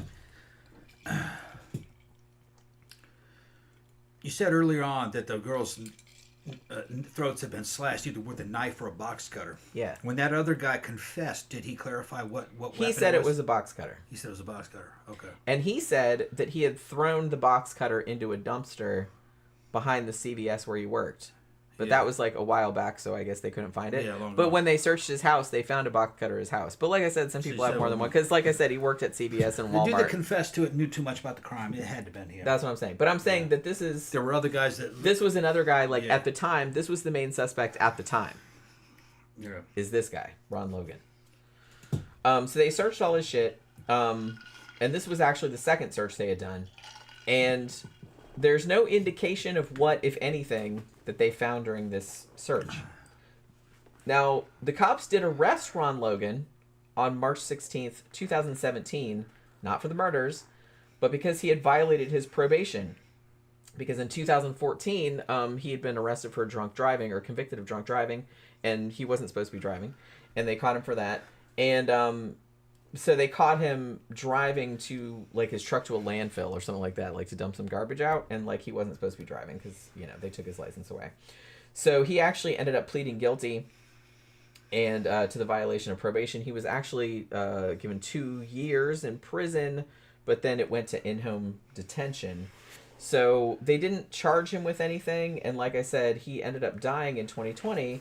But also in this affidavit where they were searching his shit, and they knew this back in 2017, only a month after the murders, is that 2 of his former girlfriends told the cops that he was super violent and had threatened to kill them, carried a gun wherever he went. One of the women, as well as the cousin that Logan had asked to alibi him, thought that Logan was the dude in the bridge guy photo. The one woman said, and this was in the affidavit also, when you showed me that picture, I thought you were showing me a picture of Logan, Ron Logan. Yeah. Until you told me, no, this is just like a suspect in the murder. She thought it was him. He did kind of look like the fucking dude. I don't know. Now, I will note, though, that Ron Logan was 77 years old when the murder took place. However, they did note that during the search and everything like that, that he was real spry. Like, he worked with horses and everything like that. Like, he was in real good shape. And he had no problem at all, like, walking up and down the hills and everything like that. The picture of the dude that you showed me, that's not the way 70-year-olds looked in 2017. Yeah, it's no, not the right clothes. Not the right clothes. That's a younger redneck. That's Gen X. Kind of Gen S hick kind of guy. I don't call him a redneck. Probably just a hick. Country kind of guy. He's wearing kind of just wearing flannel and fucking denim and tennis shoes and fucking hats. Well, it wasn't flannel. It was just like a regular, like, windbreaker type jacket. Okay, and jeans. And a cap. Okay. I didn't remember what it was. It's just like regular ass. Regular, clothes. yeah. It didn't look like rednecky clothes. It's just like regular. Well, that's how most rednecks. Regular dude clothes. That's the way most rednecks look, though. They're just regular clothes. But he just looked like a dude from, like, you might around here. Now, well, these guys. What a lot of people thought was weird was that he had asked to be alibied. He asked his cousin to alibi him before the bodies were found, which a lot of people thought was super sus. Like, and he asked specifically for an alibi for the time that the murders occurred. Well, he thought he would be a suspect. And they're like, well, yeah. And so here's the thing. Like I said, I was watching, like, some people, like, back and forth on this, and people were like, well, how would he have known, like, when the murders took place? Like, so he could ask for, it's like, hey, can you alibi me for this time period? And some people speculated, and this might be the case because the bodies were on his property.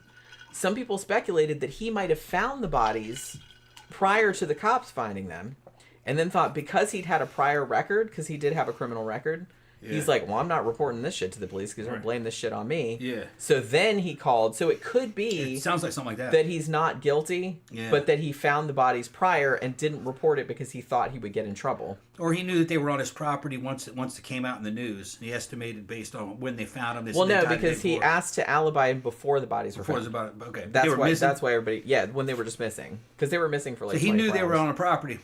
Somehow. Yeah, so some people have speculated if he wasn't the killer, because he wasn't, then he probably found the bodies beforehand and didn't report it. Did his record have anything to do with little girls? I don't think so. I think it was mostly just like domestic violence, drunk driving, that kind of shit. Yeah, it's not the right profile. So he knew they were out there. He must have saw them and went, oh shit. That's what some people thought. That like he saw them. That's some two girls that are because, like I said, I think the bodies were 1,400 feet from his house. Yeah. So he must have seen them, and then be like, "Shit, I'm not reporting that because like that'll get blamed on me." When was this? What do you remember? What season this was? Was this summer? It was February. Okay, so spring. It was like late. It was right around. It was Valentine's Day. It was like February 13th. And what's the state again? Indiana. See, although they did say it was unseasonably warm, so it wasn't like super cold. But yeah. Yeah, maybe he saw buzzards circling. That's what you would see here. You see buzzards circling, and then you go down there and check what that is, and he finds them two girls, something like that. Yeah, so that could have been. Like I said, it seemed kind of suspicious, and like I said, before Alan came into the picture, like only a month after the murders, this dude, Ron Logan, who owned the property where the bodies were found, he was like their main suspect, it seemed like. Yeah, they searched his shit like a couple times. Something tipped him off to the bodies.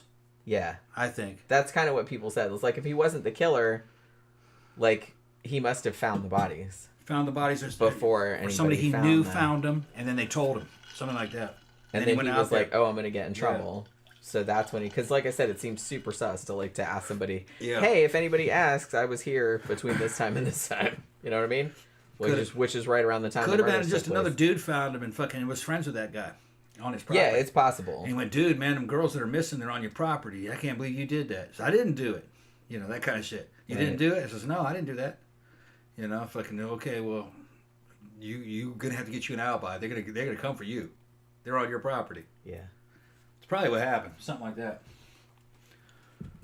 CB said, how fucked up would it be if he witnessed the murders and didn't do anything to help the girls? I mean... Well, possible. 1,600 feet, but the thing is it's kind 1,400, of... 1,400, I said. 1,400 feet. Okay. I was wrong by 200 feet. Well, you don't listen, right. That's what I'm saying. Never mind. I will note that he was at the aquarium store because there was a receipt. But he was at the aquarium store much later in the day. They have a receipt at 5:21 p.m., which is several hours after they think the murder took place. So... He got the dude to like say that he was at the aquarium store like much earlier than he was.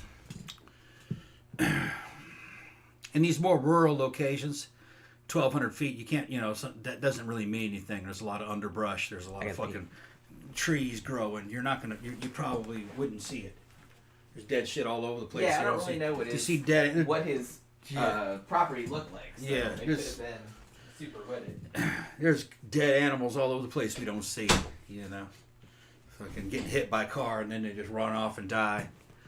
They just lay down and they vanish. They get lost in the topography. So humans no different.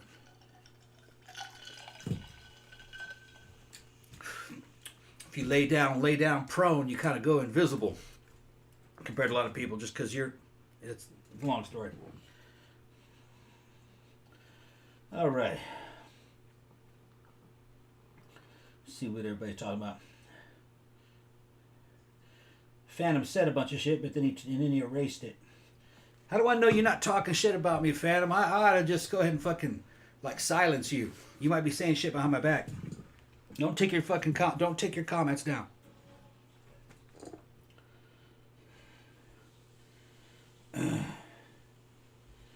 All right.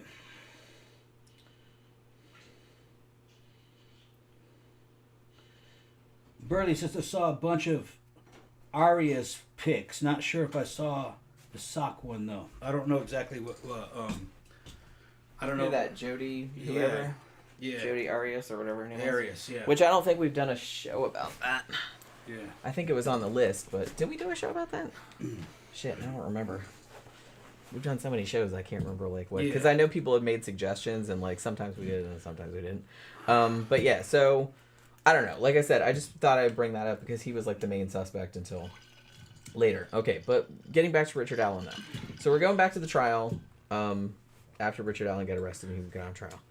Now, another inmate who had served time with Allen said that Allen had confessed to him that he had killed the girls and also said that it was a box cutter and that he had thrown it into the dumpster outside the CVS where he worked. Now, when they searched his house, they did find a box cutter and multiple knives in addition to the gun that they think was the gun that ejected the unspent round that they found. They found that in his house. So the defense argued that the confessions, because initially when they first arrested him, he admitted to being in the area at the time that the murder happened, but he denied even seeing the girls. He didn't start making confessions until he was already in jail. Now the weird thing about this, and I'm not saying he didn't do it or I'm not saying like anything like that, but I'm saying it was kind of weird because they put him, before trial, they put him in prison and they put him in solitary confinement for, I believe, 13 months. And reportedly, they did some kind of Guantanamo shit. Like they would like strap him to the bed and like put a hood over his head and shit like that. They would do stuff like that. So the defense is arguing that his mental state was so fucked up and that he was coerced into these confessions. I'm not sure I believe that. But he knew too much. That was kind of, because I kind of feel like, from my understanding, like he came up with some details that probably only the killer would have known. Like it seemed like from the outside, like, it seemed kind of scant. Like, and confessions are, you can't go with just a confession because people falsely confess to shit all the time. You know what I mean? Yeah, it's weird. It's more common than you think. It is very common. Like, I think any high-profile case, you have multiple people falsely confessing. I saw a whole program on it. False confessions, long time. Well, this is a while back, a couple years ago, I guess. And they had a kind of a high-level kind of cop, an interrogator, and he goes, "Yeah, there are people out there that are so weak-willed, and they're so soft that any pressure they'll confess they'll confess to things that they didn't do, just to make the interrogator happy or to get pressure off of them." Yeah. You know. Well, and in some cases, they get so abused that they finally just like, fine, I'll just say whatever you want. Just like fucking stop it. You know what I mean? Yeah, it's a sign of not being able to deal with suffering, though. Well, I know that. You but I'm know, just but saying. that's what they're saying. They're saying some of them are just so weak-willed and so soft that they'll just go ahead and admit to being a fucking killer and fucking flush their life down the toilet just to get out of the interview. I was reading a thing too, and here's the thing too, that I kind of feel like if you put a person in a really bad situation and you keep repeating this information that they did it like over and over, they might convince them that they will be convinced. And I read about a case, I can't remember the dude's name, but he actually didn't do the crime that he was accused of, but the cops had convinced him so thoroughly that even after he had therapy, he still thought he did it, even though he didn't. Well, that's actually the main weapon in fucking psychological warfare operations and information war. If you just repeat lies and accusations long enough in your propaganda stream, it'll become an accepted fact, even though it's totally made up. Yeah, because all that psychological warfare stuff, the people that devise it and use it are fucking highly trained, very intelligent psychologists. They know how the human mind works. They know how to bend the mind, destroy it. That's why an interrogator's got to be fucking. He's got to be well trained. He has to know the difference between persuading somebody and getting them to confess, or just beating a confession out of them by convincing that person they're guilty. You know, I'm sure you guys all see the damn Star Trek episodes where the fucking Cardassians they're asking fucking Jean-Luc Picard how many lights there. He goes, how many lights do you see? He goes, there's 4. He goes, no, there's 5. There's definitely 4 there, but they keep punishing him to try to make him say that there's 5. And you know, and after he's you know what's funny? Number one, for a while I did see 5, but I knew that there was only 4. Well, shit, man. George Orwell talked about that. Yeah. Way back in 1984. Yeah, like exactly. in the book 1984. Yeah. Which was written way before 1984. But yeah, you can, and honestly, some people might not ever be convinced of it, but they'll just say it to get you to stop whatever it is you're doing. Yeah. Like, stop putting nails in my balls or whatever the fuck it is. Just psychological pressure is enough for some people. Yeah, well, like I said, it depends on the person. Yeah. But so that's why, in my opinion, if all you have is a confession, then you don't really have anything, you know? Because there's a million reasons why somebody would falsely confess, or cops might have beat it out of them, or, you know. Now, this dude, it's kind of different because he did confess allegedly, like, multiple times to multiple different people, and he did seem to know some shit about the crime, and he did admit to being in the area at the time, and there was, like, some other circumstantial evidence that put him there. The weird thing about it, though, so apparently when he was, like I said, it seemed like strange. I was watching a court TV documentary and they were talking to like an expert on this, and he said it's not usual, because usually you're just in jail like awaiting trial, but they put him in like prison like where they put you when you're already convicted, and they put him in there and put him in solitary confinement for whatever reason. I don't know what their reasoning was, and he was in solitary confinement for like more than a year. And then I think they would let him out like to do phone calls and stuff like that, but they said he was clearly kind of losing it. And they said, well, he didn't really, like, kind of make confessions until after that. And they apparently had treated him really badly. I don't know if that's true or not. But that's kind of what the defense was arguing. And also, he was doing weird shit, like eating his own shit, smearing his shit on the walls and on his face and stuff like that, beating his head against the wall, flushing Bible down the toilet, that kind of stuff. And one of his psychologists thought that he wasn't faking, but the other psychologist thought that he was faking. Sounds like he's faking. Like, he was trying to be like, yeah, I'm going to get... And allegedly, he told somebody else, you know, I'll get away with this because I'm just, like, acting crazy or whatever. Yeah. So I don't know if that's true. He wanted to go to the infirmary, probably. Maybe. Well, that didn't happen. But one of the other psychologists said, well, him being in isolation, like, he had all these problems beforehand, and then his mental illness was exacerbated and all this other kind of shit. And, like, he wasn't faking, but like I said, I kind of feel like he was probably faking. And the thing about it was that even though the defense argued that it's like, well, all these confessions should be thrown out because of his mental state, the judge said, no, we're going to let them all. Listen to what American Military 100 said. He said that he also confessed to killing his own daughter, who's still alive. Yeah. But that may have been him trying to play crazy, too. Yeah. That's what I mean. That's why I'm not real sure where I stand on this one, because it does kind of seem like, I don't know, this is just like such a weird ass case. I'm like 75% sure he probably did it, but it does seem kind of weird, like all the fucking shit that he came up with, you know? But like you said, he did seem like he was trying to be crazy. Like, hey, look at me, I'm eating my own poop. In those photographs, did they find those clothes in his house of him in the? No, they didn't find anything. So they think he threw those fucking clothes away. Because like I said, there were some clothes missing, and they speculated, they didn't know, obviously, that, you know, oh, killers like to keep trophies, and that's what they thought had happened. But as far as I know, they didn't find the underwear or the socks. Or and the clothes he was wearing in the photo, they couldn't find those. Oh, I don't think so. I don't know. That's what I was saying. I would go. Although he confessed to wearing pretty much the same outfit as Bridge Guy was wearing. Yeah, okay. Like he said, you he was think they wearing would have gone to his jeans and a house blue... and found those exact clothes and said, "Here it is. These are the I clothes." never saw anybody mention that though. Isn't that weird? You got Because they did pictures- search his house. Yeah, you can't identify his face too well, but you could identify those clothes. Yeah. It's fucking crazy. Yeah, you think they would have done that? I mean, I'm sure they did, You're but right. I don't know if he did.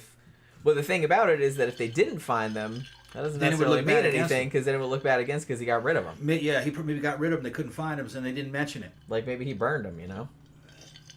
So you never know. That's what I mean. It's just kind of like if you find them, that's super incriminating. But if you don't find them, it's also kind of incriminating. You know, if you have other evidence, you know what I mean. So so the judge said no. We're gonna allow all the confessions, like all 60 plus of them, that he had given to the authorities and various other people since 2022, since he was arrested.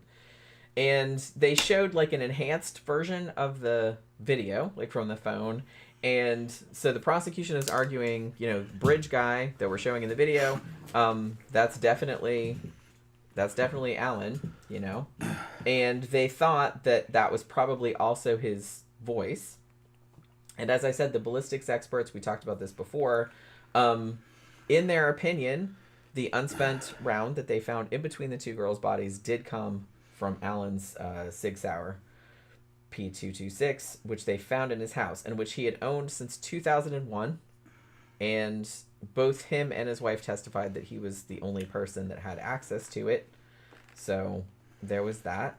At first, like I said, when they first arrested him, they said, well, we found this round and we think that it came from your gun. And he's like, I don't know how it got there. But then like later on, he's like, yeah, okay. So I don't know. Now they did try to do DNA on the round. Like they tried to get DNA off it.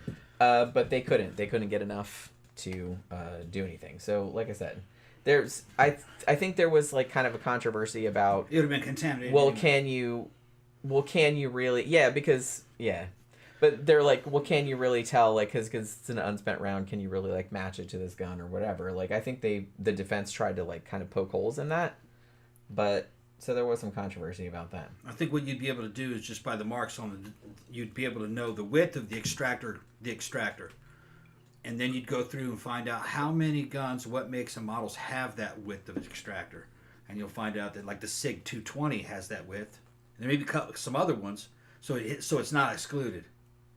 You know what I mean? It becomes a high probability that it came out of a Sig. That's what I would do. CB says, a teenager in the UK got life without parole for raping and murdering his sister. But the case is remembered because the first man to find her was a pervert and raped her too and got 14 years for it. Found her after he was dead? I guess. Or he raped and killed his sister? Sister, and then another Another guy person came found and the found body it and was like, hey. Yeah, free. That's like Gary Ridgway. Men are disgusting. They're fucking disgusting. That is not men. Those are monsters. Holy shit. Like, why would that even occur to you? They're fucking monsters. Like, the fuck that just a random person, like, finds a dead body and that's the first thing you think of? Holy crap. What the fuck is wrong with you? Motherfuckers are low on the totem pole. I mean, Jesus Yeah. Christ. That's fucked up. So yeah. Also, and I don't remember seeing this mentioned a lot, but I saw it mentioned on a couple of different documentaries. Richard Allen, as far as I remember, is only 5'4", which I thought was kind of interesting because if you had seen him at the scene, I kind of feel like that's the first thing you would, because that's, you know, that's shorter than average for a man, right? So it's like that You'd think that would be the first thing that people would mention. Not a 12 or 13-year-old girl. But no, I'm not talking about them. Okay. I'm talking about all the other witnesses that saw the person. Like, you know what I mean? And nobody, as far as I know, mentioned that he was shorter than average. And 5'4" is pretty short. I mean, that's only an inch taller than me. Might have had some boots on. And I'm pretty short. Might have had some boots on, gave him a couple inches or something. Yeah, maybe so. And then I'm just saying that was a weird detail. The thing detail is, though, that dude, by the photograph that you showed me, would be basically is invisible as fuck. There's so many people that look like that. Yeah. And they're not really interesting. Just like a dumpy, middle-aged white man. Your eye's just going to go right over them. You're not going to remember them. That's what happened. Generic, dumpy, middle-aged. Just generic dude, yeah. They all they do kind of all look like middle-aged man, yeah. So I was fighting it, boy.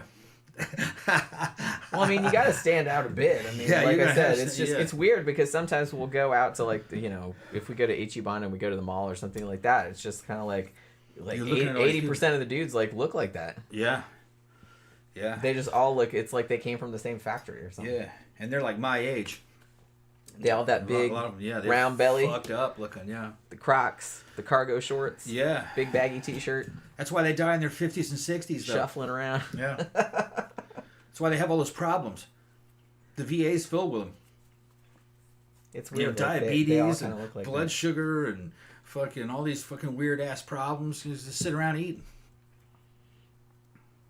And they're eating shit that comes out of American food factories. Fucking. I mean, hey, I like to eat too. Corn syrup, man. Corn syrup. Put some fucking weight on you. Everything's corn. Corn. But yeah, so listen to this shit. So, because the evidence against Alan was admittedly not super airtight, like I said, they didn't have DNA or anything like that. It was just like a lot of circumstantial evidence that kind of added up to this is probably the guy. Another theory started to come out, and this was what the defense was going to argue, although I think in the end, like, the judge didn't allow it, but it kind of came out later on. The defense attorneys attempted to argue that the girls were ritually sacrificed by neo-Nazis who were followers of Odinism. Yeah. Likely story. Now, I mean, this is a real thing. Like, Odinism is a real thing, and it is, like, it's kind of like a far-right thing of, like, Norse paganism, essentially. Yeah. So there's that. But I don't know. See, and the reason that this theory came to the fore was because when the crime scene photos leaked, some people noted that the sticks that were placed over the girls' bodies, I didn't see the photos, but I saw the drawings that they'd done, like showing how the sticks were configured. Some people thought that the way the sticks were on the bodies looked deliberate. Like, it looked like it was a pattern. Like, they were trying to, like, make a symbol or something like that. I guess I can see that. I guess I can kind of see what they're talking about. But that's kind of where this whole theory came from after the crime scene photos leaked. Because people like, that looks like somebody did that on purpose. You know what I mean? Because, look, like, Alan just said, hey, I just threw sticks over the bodies because I panicked. You know what I mean? Because a van drove by and I freaked out. But this looked like it was kind of arranged. At least according to people that were like looking at the photos. So now the defense attorneys were saying that it's like these Odinists had sacrificed the girls and had staged the bodies and had put these sticks over them, like in symbols and stuff like that. Now Richard Allen, he's just, like I said, he didn't have any kind of weird anything. Like, he was just a married dude that worked at fucking CVS. He was like a pharmacist technician or whatever. Didn't have a criminal record, nothing. He was just like a regular dude. And he didn't have any ties to any kind of weird groups like that. The defense attorneys, though, in their pre-trial shit, they brought up four people's names that they said were involved in this Odinism cult in Delphi, and they were going to argue that maybe these dudes were responsible. But the judge said no. Yeah, well, doesn't that sound awful Hell familiar? No. That sounds awful familiar from me and Jen's generation, Gen X. We recognize that as modified satanic panic. Panic. Instead of fucking witches and Satanists, you now got Nazis and Odinists. No, but that's no. There's a whole bunch of stories came out. It's like, oh, one of the prison guards had an Odin tattoo or like a fucking patch or something like that. Which, like I said, I don't know if that's true or not. I mean, there are a lot of like white supremacists in prisons. I'm not saying that, but it's just kind of like this to me. They don't sacrifice girls. It smacked very much of satanic panic. Yeah. Kind of stuff. Yeah, it was a satanic panic technique. Try to help your client type of deal.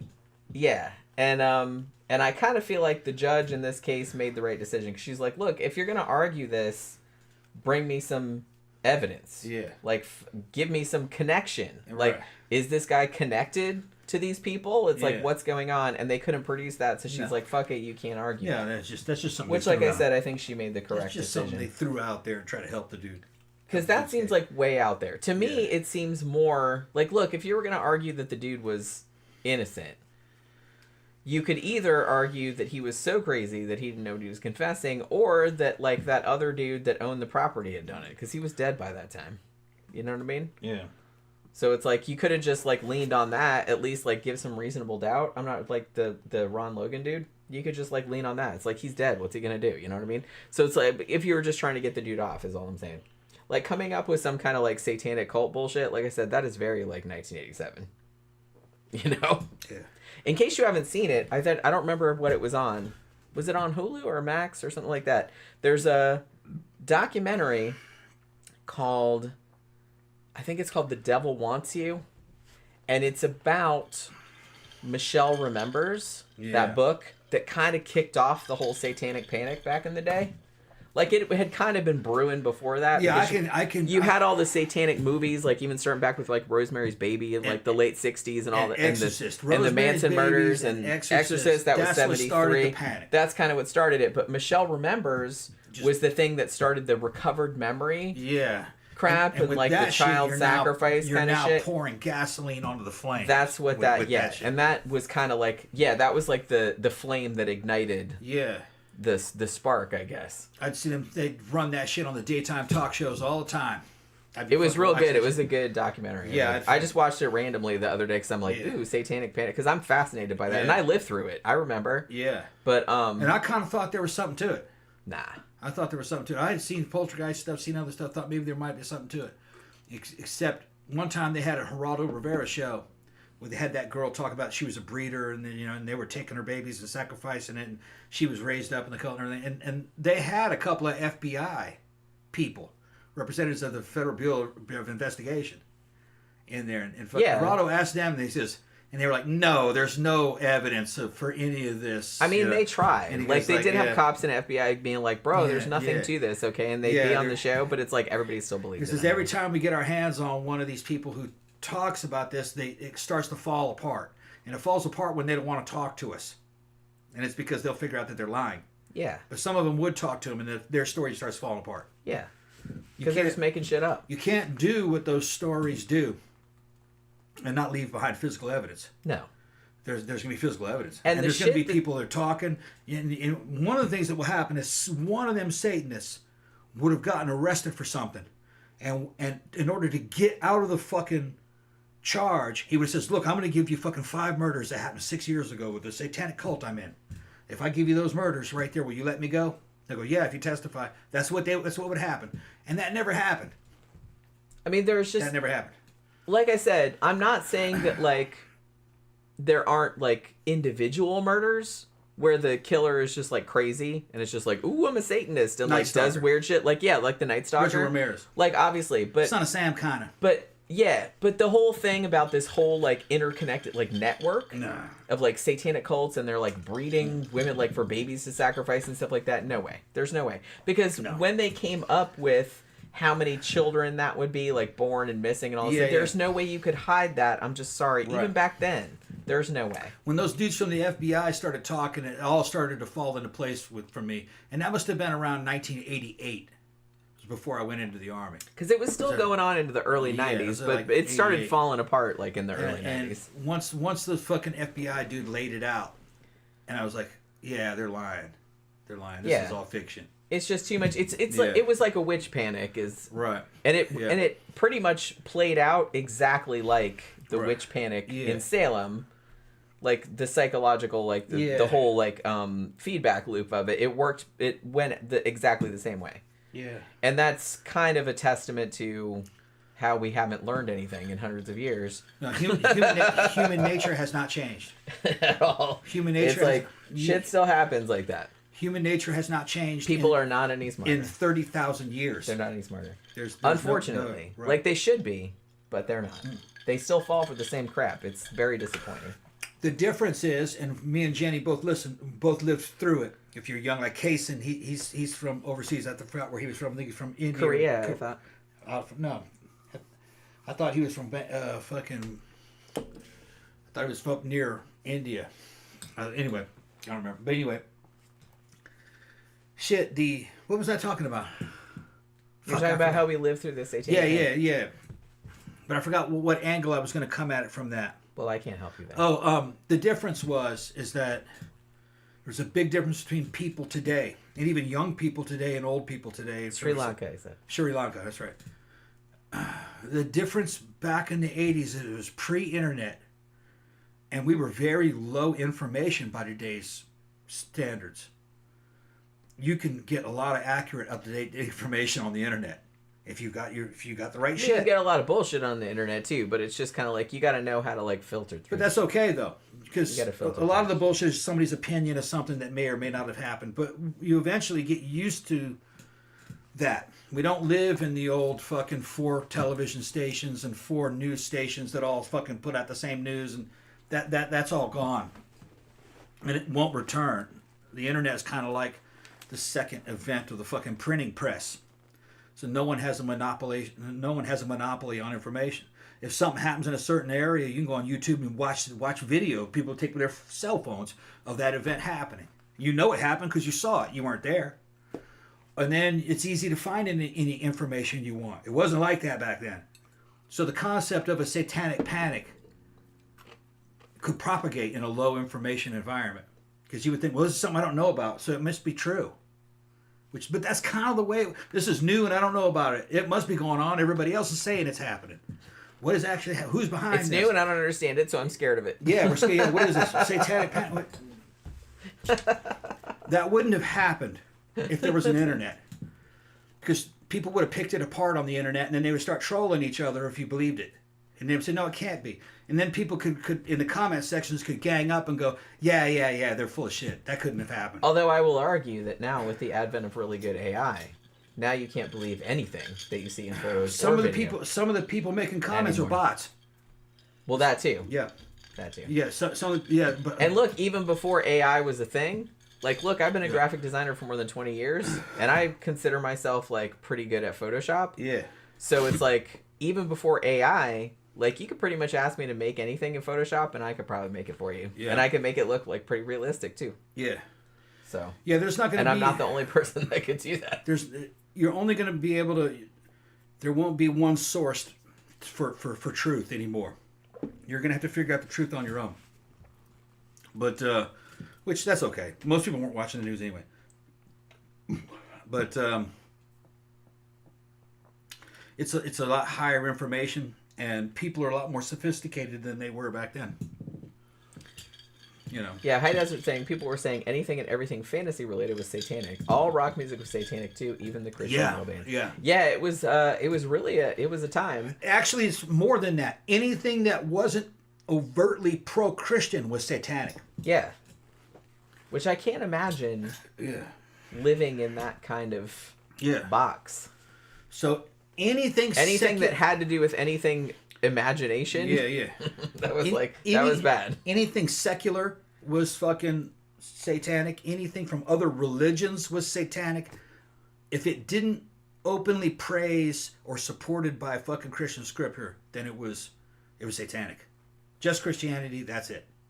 That's got to be an exhausting So you got to way be to live. praying 24/7 and thumping on Bibles and converting other people and casting out demons and weird shit like that.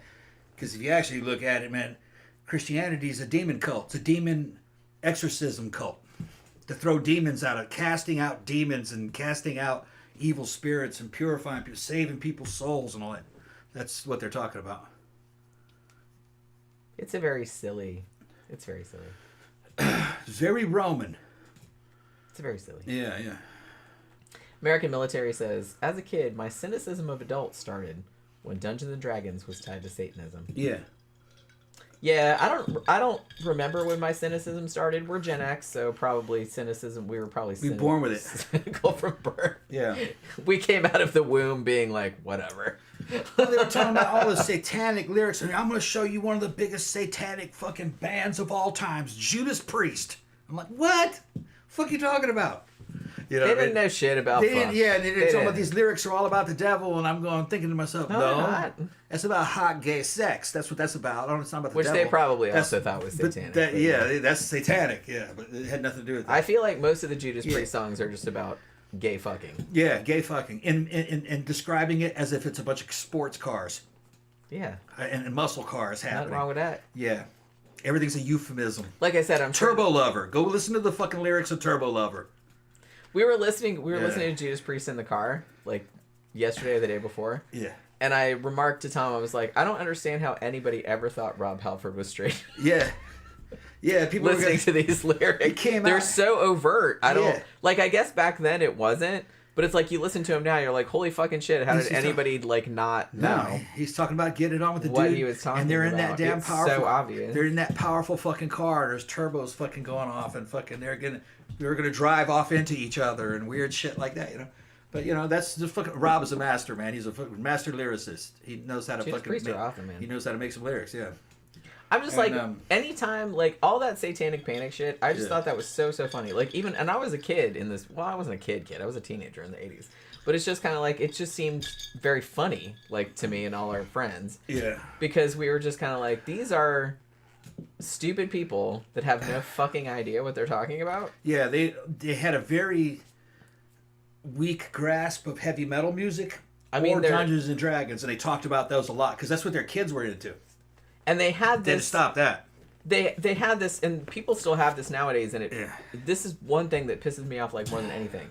People that don't know anything talking like super condescendingly like they know shit that you don't know, even though they obviously don't know shit about anything. You know what I mean? And it's just kind of like they're acting like they're super smart and they're like, you don't know anything. And I'm just kind of like, what the fuck are you even talking about? You don't know fucking shit. Okay. So I kind of feel like a lot of them came across like that. Like they were coming across as like they were an authority on some shit and they were like condescending to everybody else. We're going to tell you some shit. And I'm just like, have you ever listened to like fucking any of this music? Have you ever played Dungeons and Dragons? No, Yeah. you don't know what the fuck you're talking about because you're just like pulling shit out of your ass. Yeah. Very obviously, like anybody that's listened to that music or played Dungeons and Dragons or knows that you're pulling shit out of your ass. Yeah. You know what I mean? Yeah, and they were going after Iron Maiden because they had to unnumber the Beast album and shit like that. But if you listen to those lyrics and listen to what they're talking about, that's very Anglo-Christianity. Yeah. That's all they're talking about. They even talk about the Rime of the Ancient Mariner, which is a Christian story. Yeah, wow. You know, they just... And believing in a fucking beast or saying that you saw some satanic shit out... That's not saying that you're satanic. It's confirming the Bible. That's exactly what it's doing. Rituals happening, they're bringing on the beast. They're bringing the beast. I saw it, you know. He said it was real. He says he didn't believe it though, but he saw that's what the number of the beast is about. I accidentally saw the motherfuckers raising the devil and bringing the beast out from the fucking hell and letting it loose. That's what he said. It's just a hallucination. At the end, he goes, "Was it just a dream?" You know, who knows? Yeah, American Military said people were naive about gay people in the 80s. Yeah, they were. Yeah. You know, obviously gay people weren't, but like straight people were. Nobody realized many pop and rock stars were gay. And the thing about it was that the 80s was very gender bending. It was kind of the thing to do. Yeah. So a lot of rock stars that people thought were gay were actually not gay. Were like Duran super Duran. straight, like Duran Duran and stuff like that. Yeah, super straight. Those guys. Or Prince, even though Prince... Prince, I think he was just kind of he was omnisexual. Yeah, he was bi, if anything. But he liked girls. He liked women, though. Yeah, but he wasn't like a verse. I think he even said, I saw a quote the other day where he said he wasn't a man or a woman. Yeah. And that was back in the 80s, so, you know what I mean? Yeah. So, he was just a sexual being. yeah. Which, like I said, that's cool. Yeah. Well, So- that was his thing, man. That was Prince's thing. And they even kind of lampooned him a little bit in the Dr. Pepper commercials with Little Sweet. Who's remember Little I Sweet? wish they'd bring those back. I really Little like Sweet. those commercials. Like a fake, yeah, that was a good one. But no, like that was another those one. cracked me up. Poor fucking Prince, man. He died too. And here's the thing, Michael Jackson kind of got all the credit, but really Prince was much better than Michael Jackson. I mean, musically, he was a lot better. Argue. Yeah. I'm not saying Michael Jackson wasn't good, but it's just kind of Prince was like way better. He was a lot Michael more Jackson- innovative. Michael Jackson was more about putting on really cool shows. Yeah. You know, he put on a good show, but Prince made cool music. He was freaking very musically talented. You know, he could play instruments and everything and write lyrics. I don't think Michael Jackson could. He could sing and dance. That was it. Yeah, which, like I said, that's good. Like, you know, gotta have talents. But like I said, I think Prince was a lot more talented. Prince was a king of pop, not so much fucking Michael Jackson. Come on. He had the record sales numbers, but I don't think he had the fucking street cred. Prince has street cred. Yeah. Michael Jackson was kind of like what is this? Why is this dude married? Why can we never see him in videos? He's just having women dripping off of him around the fucking pool or somewhere on his mansion.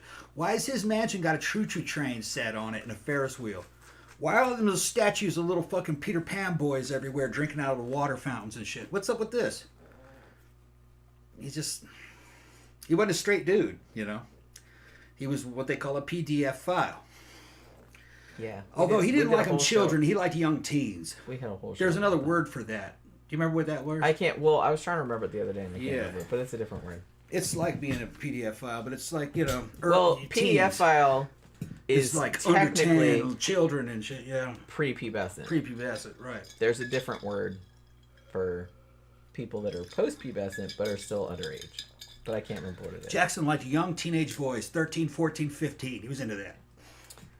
Well, hello there says the prosecutor claimed the Judas Priest song said "do it" when played backwards. Do what exactly? Yeah, they were trying to argue that Judas Priest song like made somebody kill themselves like when it was played backwards. Yeah, I forgot. Which, like what I the name of said, the song was. I heard it played backwards, and anytime anybody plays shit backwards and they're like, They're "Hey, it reaching. says this," I'm just kind of like, No. "Sorry, I don't hear it." No. It just sounds like rah, rah, rah. It doesn't sound like anything to me. Sorry. Yeah. You're reaching and you're hearing what you want to hear, pretty much. Yeah. And even if it just said "do it," it's just gonna be like, "Do it." I don't know. Change your windshield wipers. Mow your lawn. I don't know. They could have Yeah. been like saying lots of things. Yeah. Do it in rock usually means fuck. Yeah. Let's do it. Fuck your girlfriend. We gonna do it. You know, this and that. Do the shit out of it. Rock and roll. Actually, rock and roll is a euphemism for sex. Rocking and a rolling all night long. They're talking about fucking. Yeah. Yeah. Like I said, nothing wrong with that. Yeah. It's fucking Oh. music. CB says Billy Idol Yeah. allegedly Yeah. fucked Boy George and was horrible to him afterwards. I wouldn't be surprised, actually. It I'm wouldn't gonna have to surprise me look a that bit. story up. Yeah, I wouldn't Yeah, be. wouldn't I wouldn't be surprise me. surprised. Wouldn't either. surprise me. Like I said, I kind of feel like the '80s. Well, the '70s too, I guess. Yeah. But like the '80s was just kind of like everything was on the table. Yeah. Everything. Yeah. Everyone was coked out of their gourds. Yeah. They were just fucking everything that moved. They didn't care what it Yeah. was. You know what I mean? It was a whole thing. I'm a big Billy Idol fan. It was a whole thing. I really I dig all this shit. Now some of his later stuff isn't really good, but the new stuff, the past couple of years that he's putting out is really good. You can follow him on YouTube. He'll even you can follow him on Instagram, and he'll post videos of him in his house, fucking singing acoustic and strumming on guitar, old 1950s rock and roll music. He's still good he's old, man. He looks older than he actually is, though. Well, he had a hard life. Yeah, Lots a lot of of drugs. drugs, a lot of drugs. Heroin, a lot of- Motorcycle accident. motorcycle wrecks and shit. Well, like the main one, I think he was in more than one, but that was Yeah. he was one big one, and lots of drugs. It wouldn't. The way Billy Idol comes across, he liked women, but he was probably also, if you looked like a woman, you might have been good enough. Yeah, close enough. You're right. Yeah, it was like he was a dude Like I said, that. I kind of feel like that was kind of in the zeitgeist in the '70s and '80s. People Yeah. weren't real picky about it. Right. They were just kind of like, yeah, all right, all right. Yeah. As long as you're not taking it up the booty, that doesn't mean you're gay. He's gay. You don't. The man is not in the female position. That's basically, we're in the female role. That's so funny. And then but I could picture Billy Idol going all fucking, fucking top on a motherfucker. Yeah. If the dude looked like a woman, I could picture that. and that Boy George when he was young kind of did look like a chick. I see it now, and it doesn't look like a chick, because we're used to that kind of fashion, and now, So I could see through it. But I remember when I first saw it, I was like, yeah, that does look like a woman. It doesn't anymore. Not really. But back in '81, when I was a kid, I saw it. I thought maybe she was a woman. Yeah, it does look like a woman. You know, I look at it now and I go, no, man, it looks like a drag queen. You know, Kind of like a low-key drag queen. more like a goth drag queen. CB said Frankie Goes to Hollywood Relax was a fantastic video. Yeah, I still love that song, honestly. That's a great fucking song. But yeah, so let me do this last paragraph and then we can talk about some other shit. All right. But yeah, so like I said, we got off on a whole thing because I talked about the Odinist cult and everything, and we got off on the Satanic Panic thing. But yeah, the judge said no, we're not doing that. And so how it ended up was that on November 11th of this year, which was only a couple weeks ago as we're streaming this, Alan was convicted on all counts. Now, he has not been sentenced yet. The sentencing is not until December 20th. And until the sentencing, there's a gag order in place, so like the family or anything like that are not allowed to talk about the case.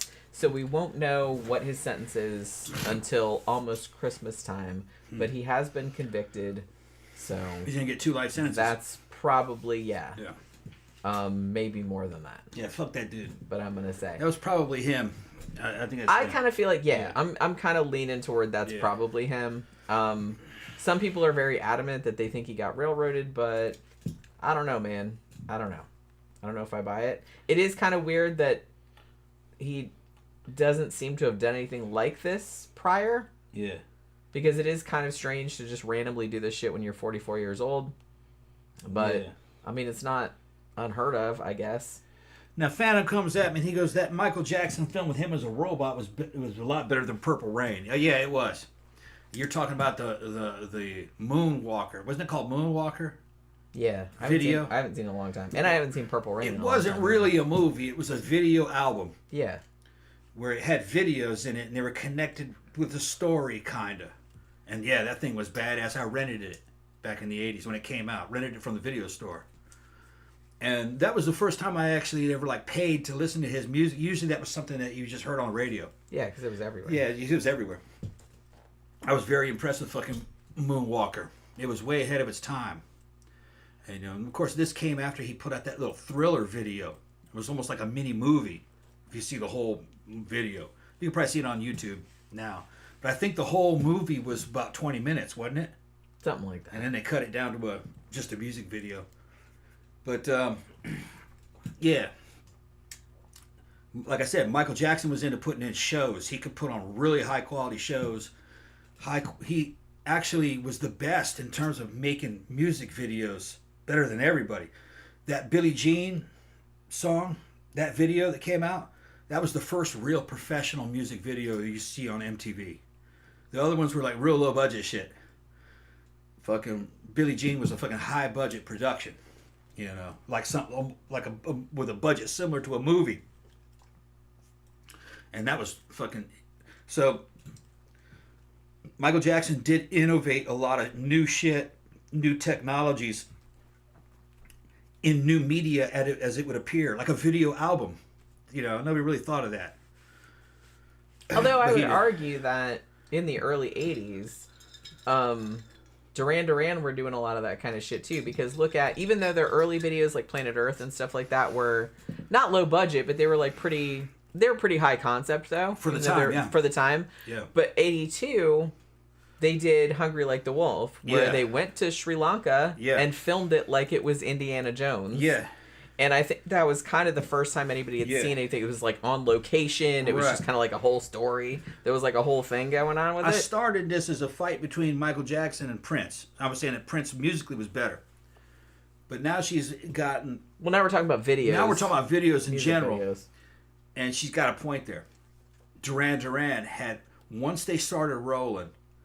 And that was 82 when Rio came out. Man... Because Rio, the video for Rio, the title track, that was filmed in Antigua. Beach, they had a yacht. Yeah. It was a whole thing. It was like very aspirational. And Duran Duran set the tone for the 80s. I mean, if you see any old video of people walking around in the 80s and you put a fucking Duran Duran soundtrack behind it, it totally works. It totally makes total sense. Fucking, you're like, oh yeah, because that's what you'd heard on the radio. It was fucking everywhere. And the topics and the fucking slickness of it, how polished it was fucking the way that was. Because, I mean, prior to that, you know, MTV just started in, you know, late summer of 81. Yeah, let me get some of that. And they didn't have, you know, a lot of shit to show. And a lot of the clips they were showing were pretty low budget or, you know, were live performances or something like that. So I kind of feel like, yeah, Michael Jackson, but also Duran Duran were the first people that are like, no, we're going to make like a movie. Yeah. You know what I mean? And so a lot of, even going back to 82 when Rio came out, like all of their videos were like little movies. They were like super high budget. They were on location. They were these fabulous, like glamorous, like I said, they had yachts and beaches and beautiful models and like all these like high fashion outfits and all this other kind of stuff. And nobody had really seen that before. Well, it was all about glorifying the high life. Yeah. And living fast and fucking having money, which is totally the opposite of where those guys came from. They were from council estates and shit. Well, I would argue they were poor guys. Well, I think the thing was the new romantic subgenre, which is kind of a like a subset of post-punk. I think that kind of came out because punk was very much dirty, working cheap, class. Yeah. That was kind of the whole aesthetic. That was the whole point of it. Yeah. And I think after years of that, because punk got old in Britain way before it did in the US. Yeah. Like they were sick of it like by 1977, I feel. Oh yeah, we hadn't even gotten a taste and of we it. hadn't even really gotten it that much yet. So they were kind of sick of it, and so all of these other like offshoots kind of, and I kind of feel like the new romantics were kind of going in a way where it's like we're going back to, you know, like I said, the romantic period of the puffy shirts and everything like that, but we're also going back to like a more aspirational time period where it's like everything's good. Like we want to be fancy, we want to go to the like beautiful fancy parties like back in the day. We're gonna in a catamaran with some we want everything to be fantastic and rich and everything like that. Like not like this dirty kind of working class scaggy clothes looking like the punks were. They were going in an opposite direction, even though the music was obviously very inspired by punk. But from the American perspective, for Gen X, American Gen Xers, Duran Duran was our version of the Beatles. They took the United States by storm, similar to the way that the Beatles did. Now, it was crazy. People had changed. You didn't see Beatlemania with girls screaming and shit. You didn't, but almost those shows were huge, with a fucking heavy female attendance. You know, probably more than 50% easily at a Duran Duran show. Big female presence at Billy Idol shows when I saw them. Probably about 60% female. No, fucking when Duran Duran showed up, they changed the game. They were real good. And people listen to them now, I guess younger people, like a show some shit to Sophie, and they like it, but it doesn't really stand out to them. Because they're not hearing it within the context of the time. For its time, it just was extremely slick, very sophisticated. The quality of the writing and the fucking production quality was really good. And they had fucking great merchandising. Shirts and fucking, that looked great. And fucking music videos you could buy from them on VHS tapes. Back when those things, that shit was expensive back in those days. Like $100, $80 for a VHS tape, you know. Most people bootlegged the shit though, but I had the VHS that had all of the Duran Duran videos on it. Yeah. I had that. I had the Bauhaus one. I had like a bunch of videos. Yeah, High Desert said I love Trying to Like the Wolf and the Rio video. I like the Notorious album. That one, and that's only got 3 of the original members. I love that album. Really good. Honestly, I'm gonna say like Rio is probably still my favorite album. Like their first album, which is just called Duran Duran, is one of my favorites. That's probably my second favorite. But Rio is the one that I listened to all the way through. Seven the Ragged Tiger was also tight. That was a good one. From my point of view, their number one album overall is Arena, which was a live album. That was 84. And it had the Wild Boys on it, which was like a studio recording. It had a sneak preview single of Wild Boys was on it. I love that I don't remember if it was on Arena or if it was a B-side, but they did a great fucking live cover of Cockney Rebels' Make Me Smile. And I still fucking love that. That's on my Spotify list. That's one of my favorite covers of all time. And they just did it live. They used to do it at their live shows. Burley says the chauffeur is one of the greatest songs ever. It's got we got some great covers of it too. I have there's a band called Sleep Thief did a really, really beautiful female cover of it, like with a female singer. Yeah. And it's really, really good. But yeah, that video is great too. That was one of those black and white with the titties. Yeah. The girl with the flat titties. That was another thing. They put out R-rated videos. That too. That was good. Yeah. Oh, and girls on film. Girls on film. If you saw the uncut version, it was R-rated. Yeah, I had the uncut version because I had the VHS, but they couldn't show that on MTV. They had to cut it, obviously, because there was like lots of titties. Yeah, it was just a different edit. Titties and mud wrestling. Titties and asses and fucking girls dressed up in they're like thongs, like fucking the what was it? The fucking sumo wrestler fucking thong. Remember that? Yeah. Yeah. Yeah, it was good. And then High Desert said I was full into that Duran Fever. I was like really into them. Like they were good. They were very slick, younger. man. I still like them. We still listen to them all the time. I gotta say that fucking Sisters of Mercy got me listening to a lot less metal. So I started opening up my tastes back in those days. You know, fucking 84 around that time, and two bands caught my attention: Duran Duran and U2. You know, old U2. Old U2 is old badass. U2. Yeah, like Boy and War. And then the one that came after, I think, was Joshua Tree, wasn't it? Joshua Tree was 87. 87, so I think okay, there no, was before one or that. two more before that. Okay. Yeah. Yeah.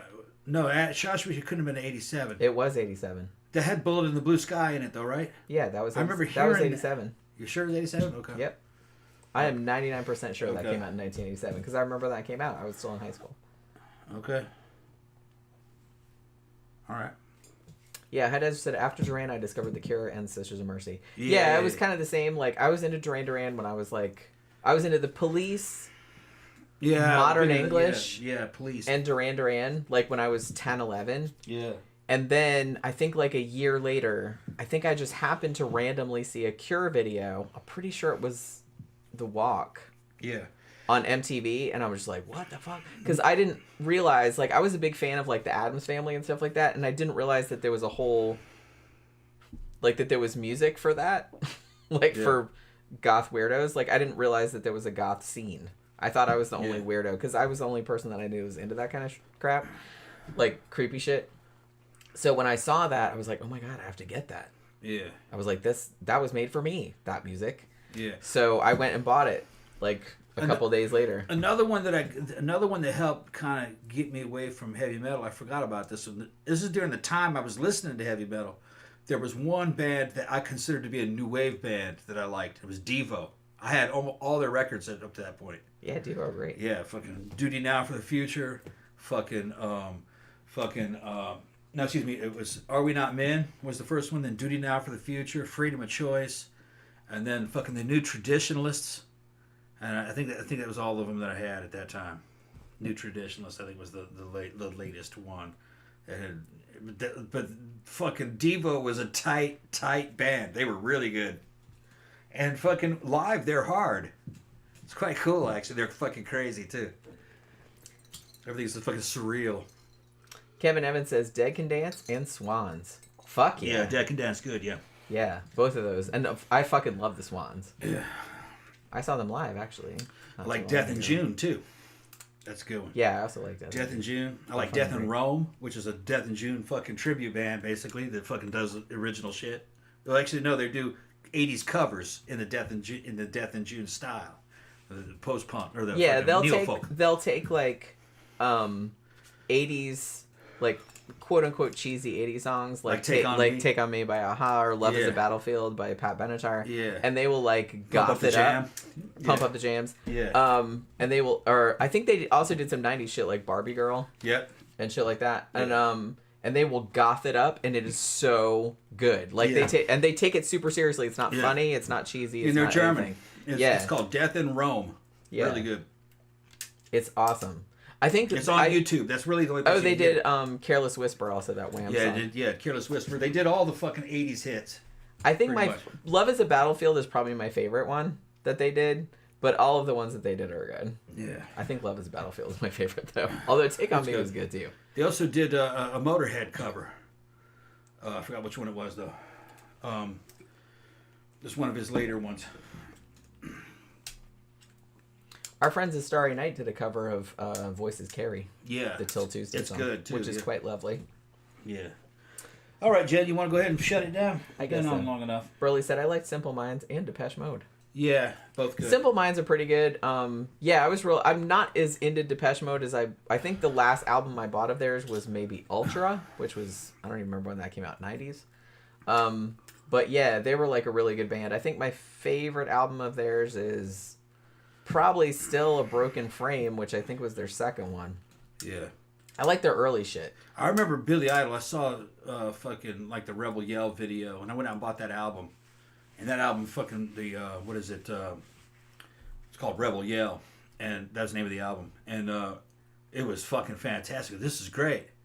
So I went back and got the one before it, which is just Billy Idol. It's just called, and it has fucking Hot in the City on it, and fucking Dancing with Myself. And I was like, man, this dude's fucking great. Man, I fucking love this shit. His whole vibe and his aesthetic, the videos and everything. And then when that Whiplash Smile album came out, man, fucking, I love that album. He took it to the next level. Whiplash Smile, really good. He got better. Fucking Charmed Life, and what's the other one that was real good? I forgot now, but I think Charmed Life was the only other. Oh no, Cyberpunk. That album. A lot of people think that album, he lost a lot of fans over Cyberpunk. He almost went out of business for that. But I think that fucking album is a masterpiece. He made that one at home on a fucking Mac computer, in the home studio. And he had Timothy Leary doing fucking voiceovers and fucking all these people coming in to help him. And a lot of the shit in the Cyberpunk album came true about the internet, and that fucking information would be the power and fucking the power and wealth in the new online society, and fucking digital fucking corporations inside of cyberspace would be fucking doing better than fucking brick and mortar companies. And fucking listen to that album, it's a trip. He's seeing the future, bud. Kevin Evans also said, I love Coil too. Yeah, Coil's good. We can be friends. Yeah, Coil's good. Coil's fucking awesome. Actually, one of my favorite songs of theirs is Heartworms. You don't really... I like. I actually wrote a story based on that song. What's the one? Is it? Oh, Rose, the one thou art sick. Love Secret Domain. Love Secret That's Domain. The one they play it. They play that at Venue 13 Domain. still. Yeah. Like sometimes. Yeah. And now, like, Well Hello There said, remember that cheesy A View to a Kill video Duran Duran did? Great song, though. That's a great... I mean, that's one of the best Bond It was things. cheesy, but man, that was a fun video. That was fun for the time. I thought that was so cute that they did the that. The camera like, flying around, the superimposed camera flying around, taking then pictures. He's like, we're Duran Duran, but we're going to pretend we're like James Bond, and we're like in a James Bond movie. I'm like, oh my God, that's adorable. Yeah. It's adorable. The tone fit the time. And then he points out, Aha also did the title track for the Bond film, The Living Daylights. Yeah, that's right. That was also a good Bond theme. I liked that one. Yeah, Living Daylights is actually... that's a decent Bond movie. Yeah, that was the first Pierce Brosnan... Not Pierce Brosnan, what was his name? Dude that also played Baron in fucking... Timothy Dalton. Yeah. Timothy Dalton, yeah. The first Timothy Dalton flick was fucking hardcore. They were trying to take it serious, kind of like Daniel Craig, James Bond. Daniel Craig ones, yeah. But the second Dalton movie went back to like Roger Moore type shit. So the best fucking old school James Bond movie is in Her Majesty's Secret Service. That's one that had George Lazenby in it. George Lazenby. I was not convinced. That's the best. We watched it and I was like, this is really good. It's badass. It was really good. It's as good or better than fucking any of the Daniel Craig stuff. Really good. It's kind of realistic. I liked it better than a lot of the Sean Connery ones. Yeah. And then that might be like sacrilegious to say that. Yeah. I like a lot of the Sean Connery ones too, but it's like I think I like that one better than some of the Sean Connery. It was a lot more realistic. The fighting was more realistic, and fucking the technological limitations to things. It was just more realistic.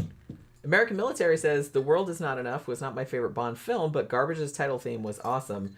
Shirley Manson and Garbage. Yeah. Funny thing, that is our song. Yeah.